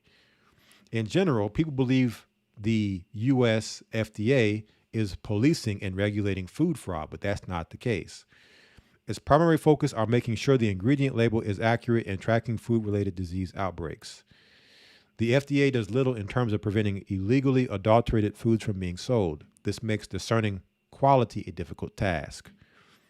And unless you can somehow ensure you're getting 100% pure unadulterated olive oil and or avocado oil, you're better off avoiding them altogether. Go easy on the nuts and seeds. Most people who are interested in health believe that nuts and seeds are healthy staples. However, as you can see in the table below, most nuts and seeds are exceedingly high in LA. For example, 50% of the fat in pecans is LA. The only exception is macadamia nuts. So while nuts and seeds are often unprocessed and are the best type of omega-6 fats to eat, they will still contribute to the LA content of your diet. And once you hit 5 grams of LA per day, the perishable double bonds will begin to oxidize and generate dangerous free radicals that lead to health problems. So nuts and seeds need to be significantly minimized or even eliminated if you want to lower your LA. As mentioned, the exception to the rule is macadamia. Since only 2% of the fat is LA, you can have 10 to 30 a day without significantly raising your LA level. So here is the seeds, nuts on the left and the percentage of linoleic acid on the right. Right, so keep that in mind as you get down to the orange, yellow, and green, knowing that you could do some of these a little bit more, but not to go crazy with them because of the LA, especially if you're trying to focus on now knowing I've been consuming a lot of this vegetable oil, seed oil for so long, and I want to get this out of my body, then you'll want to do that. And keep in mind that this LA is natural. It's not processed, ultra processed like the vegetable oil is. Okay, the vegetable oil goes through dozens upon dozens of chemical processes to be made in the $2 gallon jug they give you, right? If that doesn't tell you something in itself, that it's $2, you see these huge vats and gallons all down the grocery store aisle of these huge vats of vegetable oil, cheap, $2, knowing that anything is cheap, more than likely it's not going to be good for your health. Okay, especially if it went through that many processes to be made. How could they make it that cheap with that many processes? Right, so LA and animal foods. While seed oils are a primary source of LA, a number of animal foods you might not suspect are also loaded with this harmful fat. Ruminant animals such as cows, buffalo or bison, sheep, lamb, goats, deer, elk, and many other game animals have low LA content in their milk and meat, no matter what they eat, thanks to the fact that they have multiple stomachs with bacteria that can convert the high LA fat they eat into saturated and monounsaturated fats. So again, these are the animals at the top of the chain when you talk about the healthiest animals to eat. Okay, their meat, their tallows, their fats, their dairy.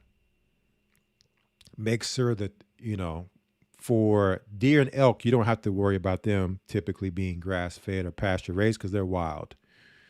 But the rest of these are typically raised in, commercial settings. So you want to make sure that they are pasture raised, organic. Okay. Don't have stuff pumped in them.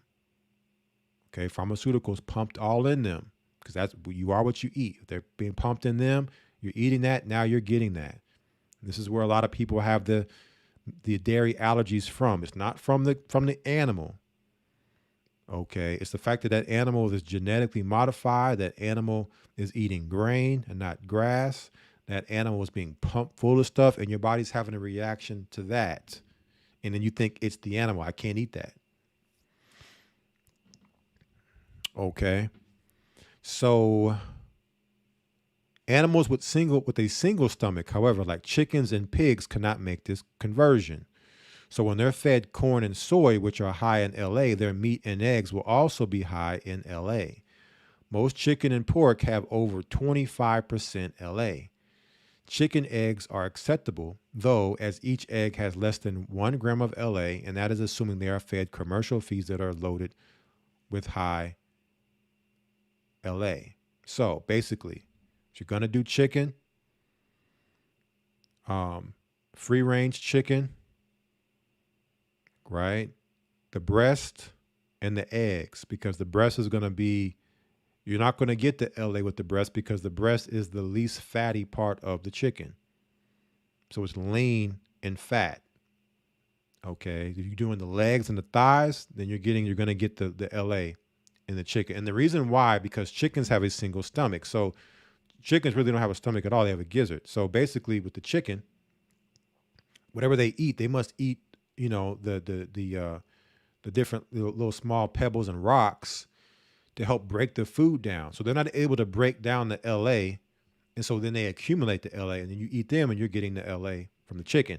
So while chicken is clean, we're not dealing with pig in any form of fashion here. But while chicken is a clean animal, it is not superior. It is not a superior animal to eat than these here. And we haven't got to fish yet. Okay, haven't got to fish yet. So chicken are just like avocado oils at the bottom, chicken are at the bottom, but the eggs are at the top. The eggs are pasture raised chickens, and you can put the eggs up here. It's probably the number one above even these animals here. What the eggs give you in nutrition. Interestingly, the difference in LA in ruminants that are 100% grass-fed and those that are fed corn and soy is only about 0.5%, which is why from an LA perspective, there isn't much difference between conventional beef and grass-fed beef, grass-fed only beef. That said, grass-fed beef is still preferred as it is typically has less glyphosate and hormones. Yeah, so you may not get the LA regardless of whether that cow is fed grass or grain, but you're going to have other problems if that cow isn't grass fed. A lot of other problems than just dealing with glyphosate and hormones. Okay. So in summary, your best option is to get the most of your animal protein from ruminants and avoid or limit all chicken and pork. My favorite meats are bison and lamb, but any of those ones listed above will work. Ideally, it should be organic and the animal should not be fed any food that is contaminated with glyphosate or other pesticides. LA and seafood. Ideally, you'll get your omega-3s from healthy seafood. However, not all seafoods contain omega-3s. Only fatty cold water fish do. Example, wild-caught Alaskan salmon, sardines, anchovies, mackerel, and herring. So these are the fish you really want to focus on, especially salmon. Okay. High in omega-3. Okay. Fatty fish. Okay. Little to no LA. Very, very healthy. Farm fish, especially farm salmon, is best avoided altogether due to the exaggerated potential for contamination. At first glance, farm fish may seem like a good idea to help protect wild seafood populations from overfishing, but in reality, the industry is plagued with many of the same problems surrounding land-based concentrated animal feeding operations, including pollution, disease, toxicity, and inferior nutritional quality. So no matter what fish you eat, make sure it's wild caught. Okay? No farm raised, no China fish coming from China. Stay away. Most farm fish are fed genetically engineered corn and soy, which are completely unnatural diet for marine life and are loaded with hazardous omega-6 fats. Others are fed fish meal, which is known to accumulate industrial chemicals like PCBs and dioxins. From a nutritional perspective, farm salmon also have the drawbacks of containing only half the omega-3 of wild salmon and 1/4 the vitamin D, while having more than 5.5 times the amount of omega-6. Farm salmon are also routinely exposed to antibiotics and pesticides. Now, somebody may say, well, what about the mercury and stuff like that in the water, even for wild caught? Well, the good thing from my research with salmon is that salmon have the ability to not actually accumulate the mercury in their bodies. So when you get wild caught salmon, it has little to no mercury in it, as opposed to maybe some other fish species. So that's not something you have to worry about with salmon. But again, look at these fish, do your research. Here again, only clean fish with scales and fins. Carnosine can help reduce LA-induced oxidative stress. While your body will slowly eliminate stored LA over time, provided you reduce your intake, a peptide supplement called carnosine can help reduce the oxidative damage caused by LA while your body is cleaning itself out.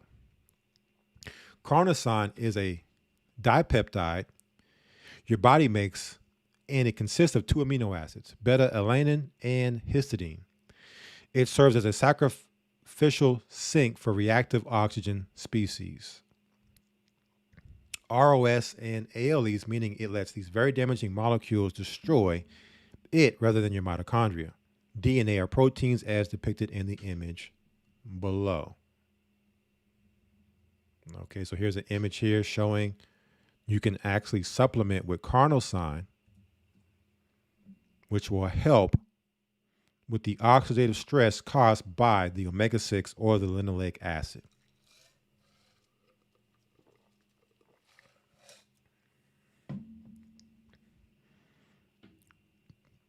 Right, carnosine is found in meats,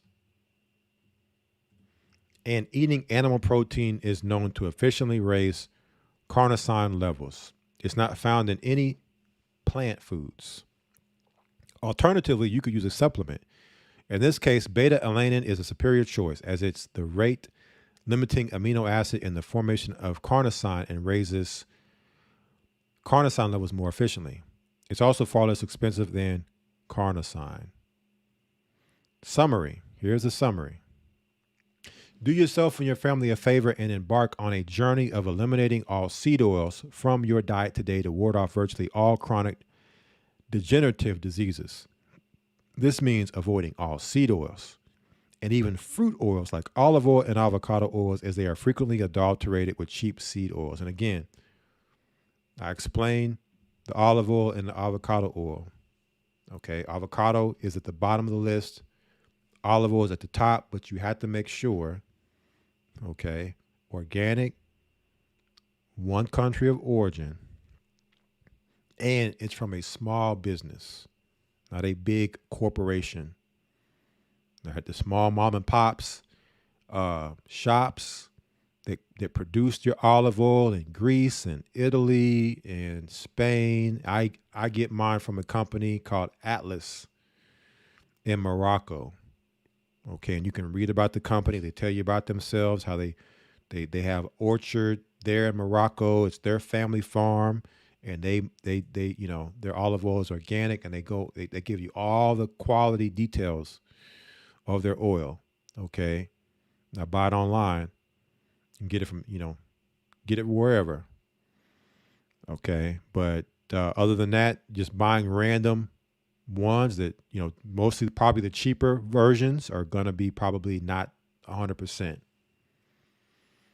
Okay, but olive oil is one of the best oils because of the antioxidants in it. So you definitely want to be consuming olive oil. We have cook with ghee, butter, or beef tallow, and avoid all processed foods as they are typically loaded with seed oils. Also avoid eating in restaurants as nearly all use massive amounts of seed oils to cook with and put in their sauces and dressings. Lastly, avoid chicken and pork and stick to bison and lamb as your primary meat sources. Again, chicken is clean, but probably not the best option when it comes to the best meat for LA content purposes. So typically, like I said, I like to mix up the diet. Beef a couple times through the week. I get some lamb in. If I can get my hands on some deer or some elk, some bison, do fish, throughout the week. And then, you can sprinkle chicken a time or two here and there throughout the week. And if you're going to fry it, make sure you're using one of the oils we talked about. And the breast is going to be the best part of the chicken to focus in on for your health's sake. And so that concludes this particular article. Now we're going to go to the Bible, and you all will get this article. We're going to go to the Bible to see what the Bible has to say about all this.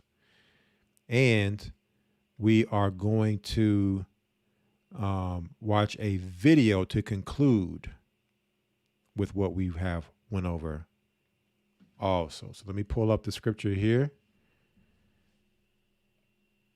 Let me pull up the scripture for you all.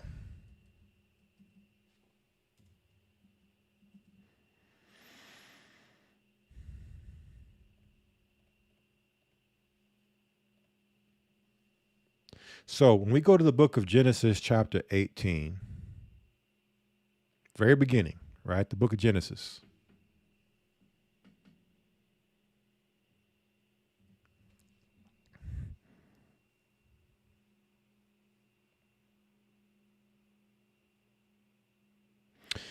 You can read the whole chapter. We're going to start at verse 6. Genesis 18:6 reads, "And Abraham hastened into the tent unto Sarah and said, Make ready quickly 3 measures of fine meal, knead it, and make cakes upon the hearth. And Abraham ran into the herd and fetched a calf, tender and good, and gave it unto a young man, and he hastened to dress it." So Abraham went and got a young cow to eat. So this is for those people that try to demonize the cows, that they're bad. Okay. You even have those that are vegans that try to say that you shouldn't be eating meat. Well, let's see here. See what Abraham did with this cow. Verse 8. And he took butter and milk. Okay, so butter comes from milk. It's a process of churning the milk to get the butter. So Abraham took from this cow butter and milk, and the calf which he had dressed, and set it before them, and he stood by them under the tree, and they did eat. So what does it mean when it says he dressed the calf? Did he take clothes and put it on the cow? No. It means he butchered it. He butchered the cow, okay, and cleaned it. So it means when it says he dressed it, he cleaned the cow, okay, and cooked it. After you clean it, you get the organs and all that out. You get the meat, okay. You're skinning out the skin, right? You're dressing it, okay. And he took butter, milk, all the stuff he was using to prepare the meat, okay. And he stood by them under the tree, and they did eat, right? And so let me get another one here. There's another scripture I was looking for as well.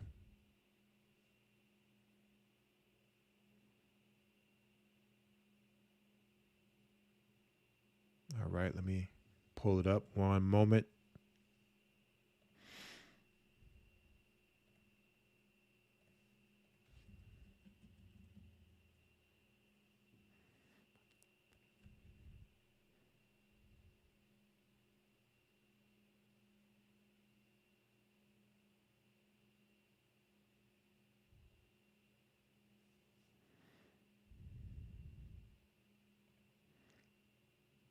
Yeah, I think that was it. That was it, but I'll pull this one up here too.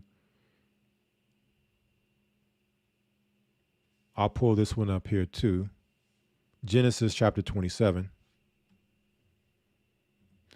and 1 says, "And it came to pass that when Isaac was old and his eyes were dim so that he could not see, he called Esau his eldest son and said unto him, My son. He said unto him, Behold, here am I. And he said, Behold, now I am old, I know not the day of my death. Now therefore take, I pray thee, thy weapons, thy quiver, and thy bow, and go out to the field and take me some venison." Okay, which is deer. So Abraham ate beef with dairy, milk, butter. He didn't cook it in vegetable oil. The vegetable oil didn't exist. Okay, I'm about to show you the process that it takes to make just to get vegetable oil. We've seen it in the previous video of what it must go through to become vegetable oil. Like, how do they get this stuff $2 for a gallon? Ain't no way they could make this stuff $2 for a gallon of vegetable oil.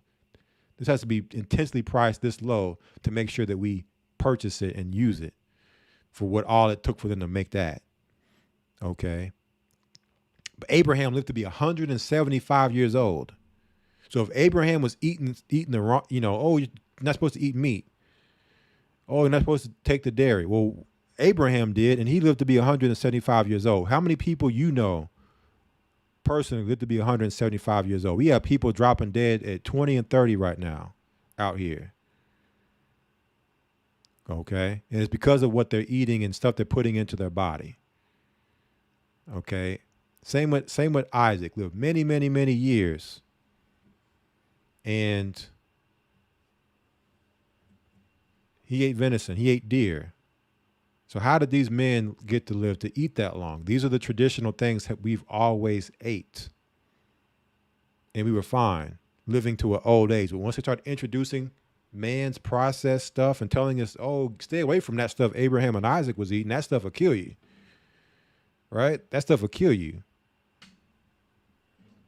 Oh, here we got some unsaturated fats. Look at all what we have on the shelf for you. $2 a gallon. Come get some of this. It's cheap too. This is stuff they used to put in use in for fuel for cars and tractors and huge machinery. And then they turn around and then sold it to us as food and say, oh, you can cook with this stuff. But we have a video here, and then we're going to close out with this. Vegetable oil health risk. Why heart-healthy vegetable oils are the root of all chronic disease. Fair use. For educational purposes only. Fair use.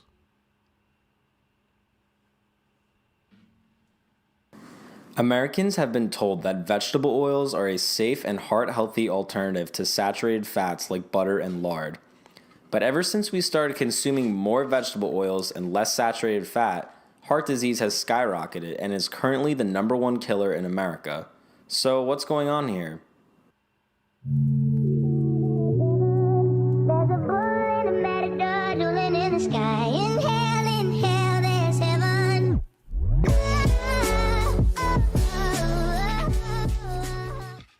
We are in a chronic disease epidemic. Never before in human history have we been plagued by non-infectious, non-contagious, life-threatening diseases to the degree that we are now. It's generally recognized that the rise in rate of chronic disease has something to do with our lifestyle. We exercise less, we get worse and less sleep, we are exposed to less natural and more artificial light, and perhaps most importantly, our diet has changed dramatically. A lot of different dietary factors have been accused as being culprits to this epidemic. Maybe it's the amount of sugar we eat, fast food restaurants on every corner, or that we're drinking too much alcohol. While all of these play their role, today we'd like to make the case that these so-called heart-healthy vegetable oils may be the main driver in our current poor health. The first thing that needs to be addressed is that vegetable oils should be called seed oils or bean oils. You won't find cabbage or asparagus oil on any food label, but trying to find one without canola or soybean oil is much more difficult. Have you ever sat down with a bag of sunflower seeds and wondered, how the hell does one get oil out of this? Well, the process of extracting oil from seeds and beans is incredibly complex and honestly pretty scary, but that's not what we want to discuss. We know a lot of food is heavily processed, but what exactly is it about these oils that makes them so dangerous? The final refined vegetable oil is primarily comprised of polyunsaturated fats. They are typically very high in omega-6 fat and very low in omega-3 fat content. Now let's check this chart out here. Okay, so the green is your saturated fats. You see your different items on the left. The orange is mono unsaturated, which they're telling us that unsaturated fats are good. So the mono and the polyunsaturated fats, which is where you get your omega-6 and omega-3. Omega-6 is your purple and omega-3 is your blue. So we want to focus on the purple and the blue here. So when we go through here, we're looking at where's the purple and where's the blue, right? So as we see here, a lot of purple. For flaxseed, you see a lot more blue than purple. So the omega 3 to 6 ratio is good here. However, with flaxseed, you may run into some other issues with the oil, but the flax themselves are fine because you'll see, again, what we read in the Bible, you'll see them take the flax mainly for clothing, but these are the things, you're going to consume some flax seed, the seed itself, a little bit of flax is fine. Okay. But look at all the purple for the sunflower, all the purple for the corn. Now look at the olive oil. You see very little purple and you see the blue. So you see a good ratio here. Look at the sesame, a lot of purple. Soybean, a lot of purple. Peanut, a lot of purple. Now let's look at salmon. Look at how much blue for the omega-3 you get with the salmon, then you get to the purple, the omega-6. Same with the cream cheese, which is dairy, comes from cow. Look how close the ratio is between the blue and the purple with the dairy product. Come back here to cottonseed, all this purple. Chicken fat, again, we talked about the chicken. Typically, the chicken fat is found in the dark meat. You're not going to find chicken fat, a lot of it in the white meat, but you see all the purple. You see it lower in the lard, which is pork. Again, we're not dealing with unclean animals. However, you see the difference with just because it's natural. When it's natural, it's low. When it's unnatural, it's high. Beef tallow, look at the ratio, almost 1-to-1. Butter, almost 1-to-1. Cocoa butter, very little with coconut products of the omega-6. Same with palm. Okay, and coconut, or cocoa meaning, cocoa meaning the from the cocoa plant where you get your chocolate from. But the coconut oil and the palm, very low omega-6 to 3. So you see here the foods we should be focusing in on and the ones we should be avoiding. Okay, the natural plants and the animals versus the unnatural chemical processing of these seed oils. All right, let's continue here. Omega-6 fats are essential fatty acids. They are necessary for proper function and cannot be synthesized by the body, so they must be obtained from the diet.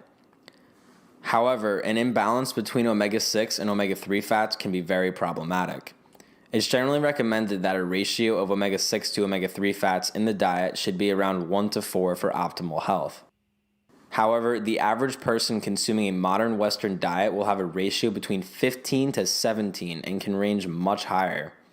The ratio of omega 6 to omega 3 in vegetable oils ranges from the harmless 2 in canola oil to the incomprehensibly bad 258 in cottonseed oil.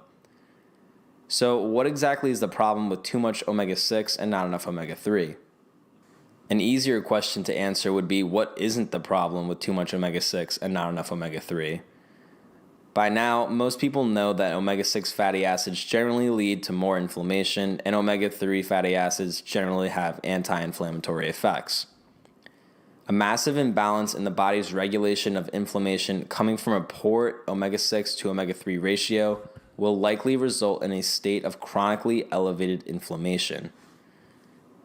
In his paper titled Chronic Disease, Are We Missing Something?, Dr. James Oshman states, with respect to chronic disease, a plausible, testable, and refutable hypothesis is that all chronic diseases have a single underlying cause: the stresses that produce and maintain chronic inflammation. A corollary to the hypothesis is that the thousands of so-called diseases that have been named may actually be an elaborate classification system of the various symptoms that can arise from a single underlying condition: inflammation. So this doctor put a paper out dealing with chronic disease, and through his research, his conclusion was that inflammation is the single underlying condition of chronic disease. And it just so happens that linoleic acid and omega 6 causes the inflammation while neutralizing and inhibiting the omega 3 factors that can actually lower inflammation. So now we understand why and how this ingredient is so destructive. It causes inflammation. Okay, and it builds up in the body with a half-life of 2 years. He goes on to list various chronic conditions that have been thoroughly linked with chronic inflammation. While chronic inflammation can be caused by various factors, the omega 6 to omega 3 ratio may be amongst the most important factors. Studies lowering the ratio of essential fatty acids have shown significant decreases in mortality amongst heart disease patients and a decrease in tumor proliferation in cancer patients. Polyunsaturated fats, due to their chemical structure, are highly unstable and prone to oxidation. This means that exposure to heat or light will cause them to react and form some particularly problematic compounds: lipid peroxides and free radicals. Lipid peroxides and free radicals are so eager to react that when they are present in the body, they can easily degrade nearly every component of our bodies. This can range from various proteins, organelles of our cells, and perhaps most importantly, our DNA. A common theory of why we age in general is that the amount of damage or oxidative stress that oxidants create over time accumulates and causes us to slowly degrade. This is why dietary antioxidants are commonly cited as being anti-aging, since they can act as free radical scavengers and yield a harmless byproduct. Now you may be thinking to yourself, okay, so they're bad when they get heated up, so I just won't cook in them and I'm fine. The problem is that they have to be heated multiple times over in order to make the final refined oil. This means that any product that has vegetable oil inevitably already has some of these toxic byproducts in them. They're also more often than not stored in clear bottles in their pure form, meaning they are constantly being exposed to light, making oxidation even more likely. Not only are they being exposed to light, but these products are also coming in these plastics. And it's a whole nother topic of conversation of all the microplastics now accumulating inside people. So typically when you get your olive oil, it's going to be in a glass bottle. Okay. Or should you get any of the oils, make sure it's food grade, make sure it is free of the actual harmful plastic chemicals they can accumulate as well. Okay, so you're getting all of that on top of the plastic byproducts with the vegetable oil. This isn't to say polyunsaturated fats are inherently bad. In fact, all of our essential fatty acids are polyunsaturated fats. The difference is that in unrefined whole foods, these fats are accompanied by vitamins and minerals that act as antioxidants. That is, they protect these normally unstable fats from being easily broken down. You see that? So in their natural state, when these things are in their natural state and they're not processed, they have the vitamins and the minerals in them to help balance the omega-6 harmful, harmful properties. But when you get it in the vegetable oil sense, there are no minerals, there are no vitamins. The vitamin E has been destroyed through the heat process. So there's nothing there to help protect you from the omega-6 harmful factors. Vegetable oils will typically contain vitamin E, which should protect against this oxidation. However, repeated heating degrades vitamin E, further compounding the issue. So what kinds of damage does repeated exposure of these highly reactive products cause in our body? Well, these products, known as reactive oxygen species, can cause chronic oxidative stress within the body. This chronic oxidative stress has been linked to just about every chronic disease in existence, from Parkinson's to non-alcoholic fatty liver disease, and even things like male infertility. The ability of excess reactive oxygen species to damage components of our bodies makes them incredibly harmful and possibly at the epicenter of all chronic disease. For example, when cells are overexposed to reactive oxygen species, their DNA can get damaged, leading to the initiation of cancer. One particular mechanism I'd like to look at is how reactive oxygen species could be the driving force of heart disease, the leading killer in all of America. Cholesterol, and specifically LDL cholesterol, have been demonized in the past as huge implications for developing heart disease. You've heard it a million times. Cholesterol is going to clog up your arteries and give you a heart attack. However, this isn't quite how it works. LDL in itself is a perfectly normal and essential particle that travels in our blood. It carries cholesterol, fat-soluble vitamins, and other important components to other cells that need them. It is true that cholesterol is contained within the plaques that clog arteries, but how it gets there is what's really important. LDL on its own is little concern for heart disease. However, when it becomes damaged due to excess glucose, insulin, or reactive oxygen species, it becomes a driver of plaque buildup. It's been shown that oxidized LDL is a far better predictor of heart disease than LDL. When LDL becomes oxidized, they will kill the cells of the arteries, as Ivor Cummins details in this interview. So they took the L1, 2, and 3 natural from both people, and it did not cause any endothelial distress. The endothelial cells incubated with it, they were fine. No cell death.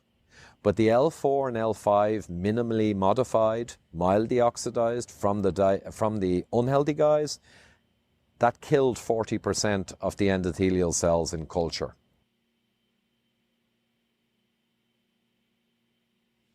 When vegetable oils are repeatedly heated and then consumed, they will form reactive oxygen species, leading to the oxidation of LDL particles. Not only this, but excess dietary omega-6 will actually become incorporated into the membrane of LDL particles, meaning that they will become more vulnerable to oxidation. Normally, when LDL particles are done doing their job, they will get taken back up by the liver via proteins that the liver can recognize. However, when the LDL gets oxidized, the liver no longer recognizes them, so these oxidized LDL particles continue to float around in the bloodstream. Since these particles are inherently toxic to the cells in blood vessels, the body triggers an immune response to clear them out of the blood. This response causes the body to engulf them in the walls of the arteries where the plaque buildup begins.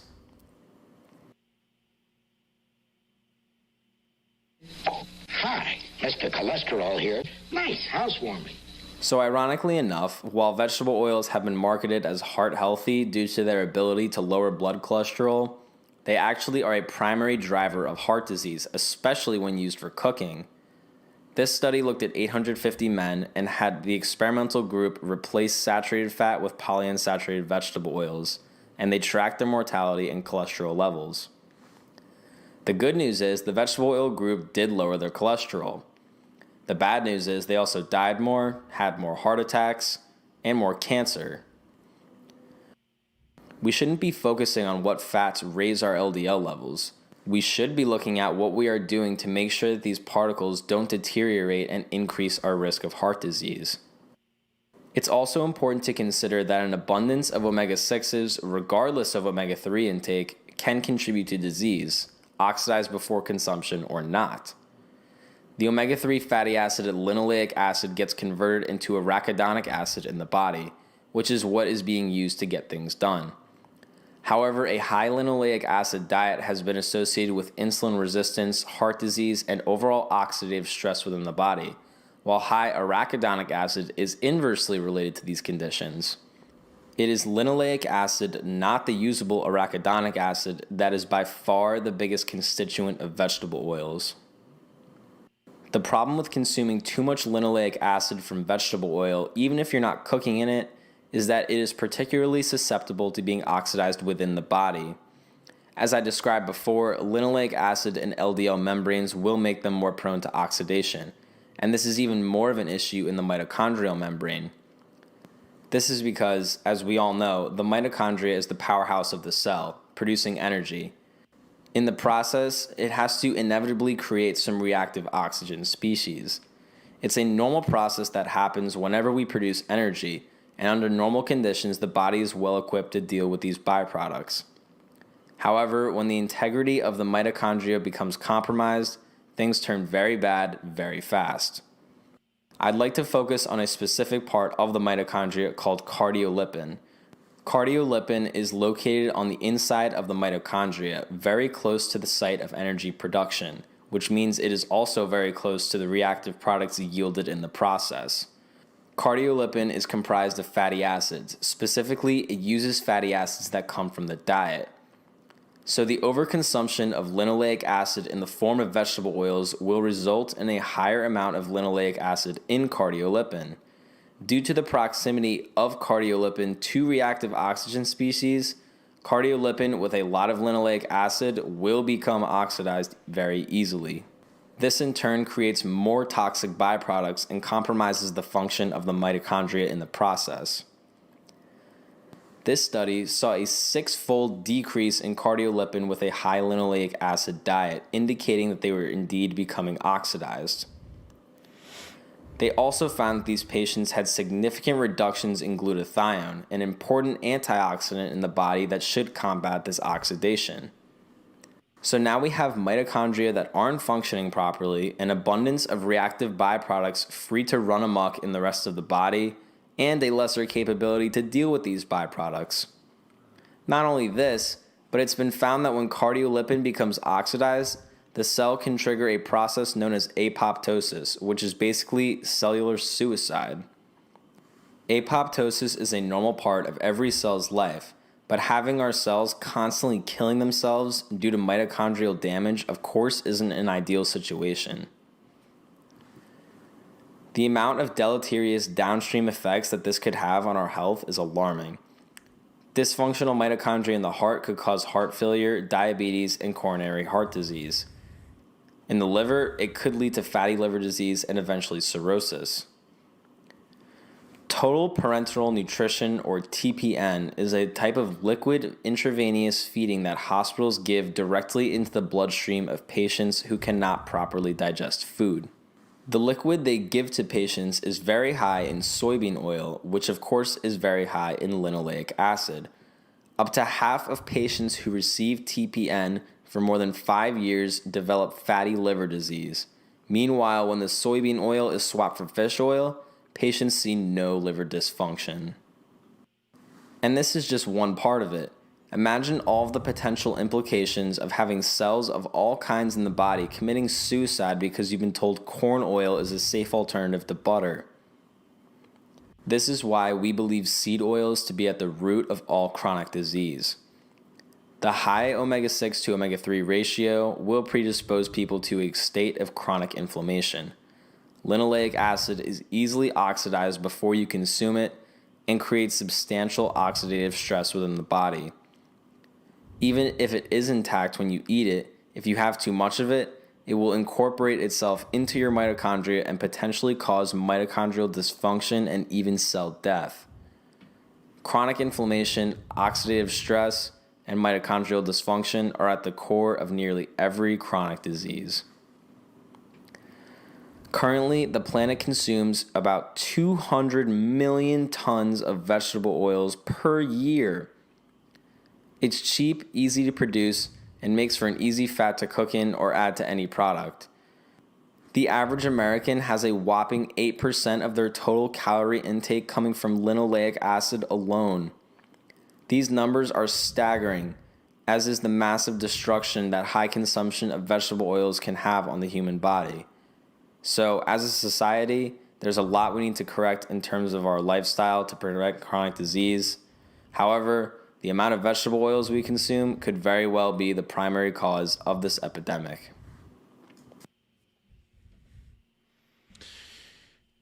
That's that video there. And then, in conclusion, as we said we would, let us come back over here to our ISSA textbook, because they had put in here that linoleic acid was good for our immune system, as well as other benefits. However, when we drop down, what does it say? Does it confirm what we've read tonight and seen from different sources?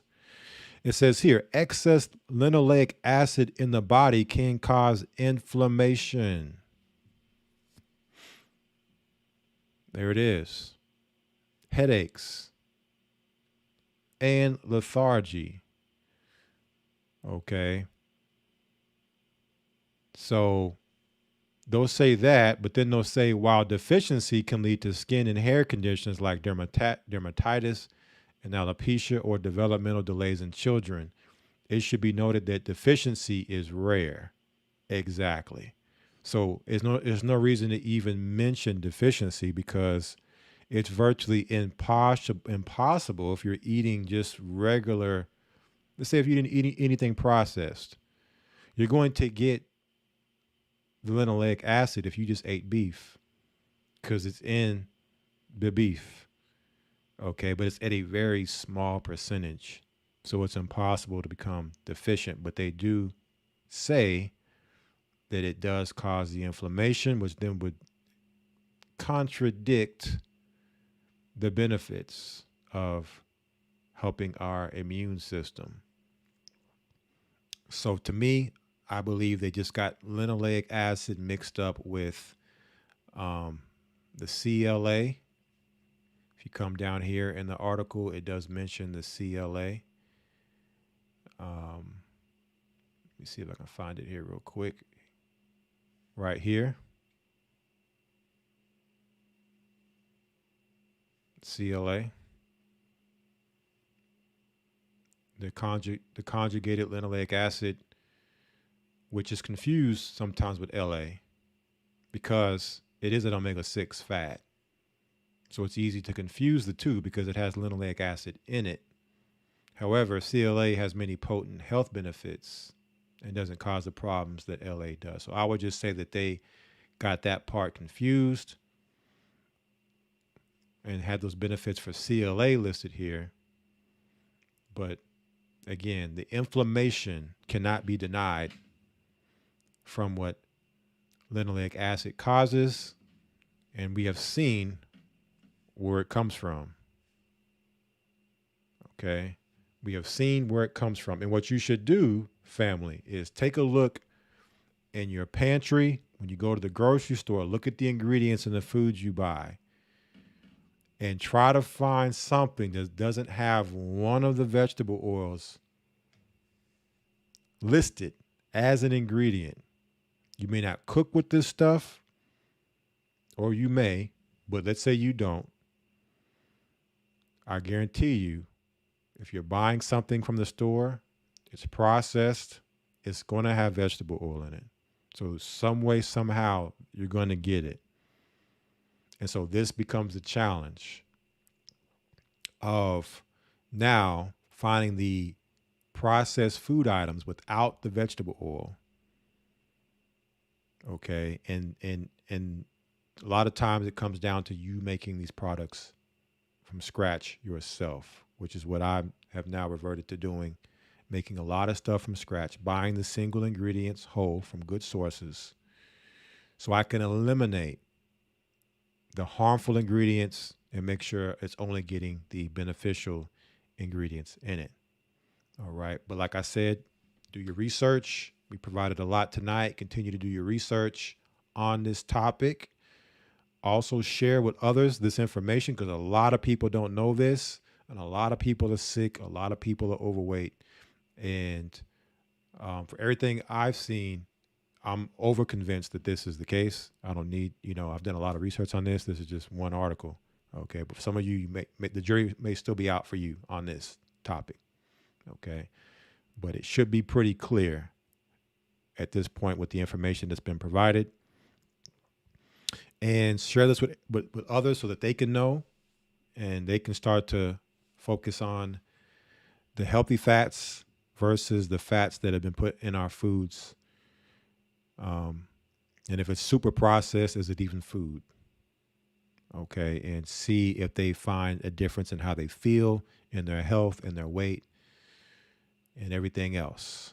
All right. But I wanted to make sure that we had this conversation. Very, very important. Very, very important.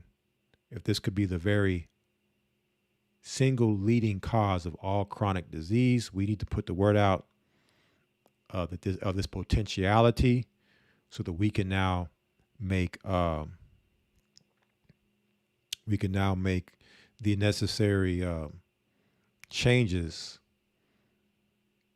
right, with how we're eating and what we're eating to either reverse or prevent what this could lead to. All right. So that concludes our live stream tonight for GOCC Fit here for the Gathering of Christ. Come here or previous times, but definitely something that we're just scratching the surface with this particular item and substance. All right. So hopefully this is edifying to you, brothers and sisters. You will get the references shortly within the coming days if you would like to look at the information provided tonight so you can read it on your own.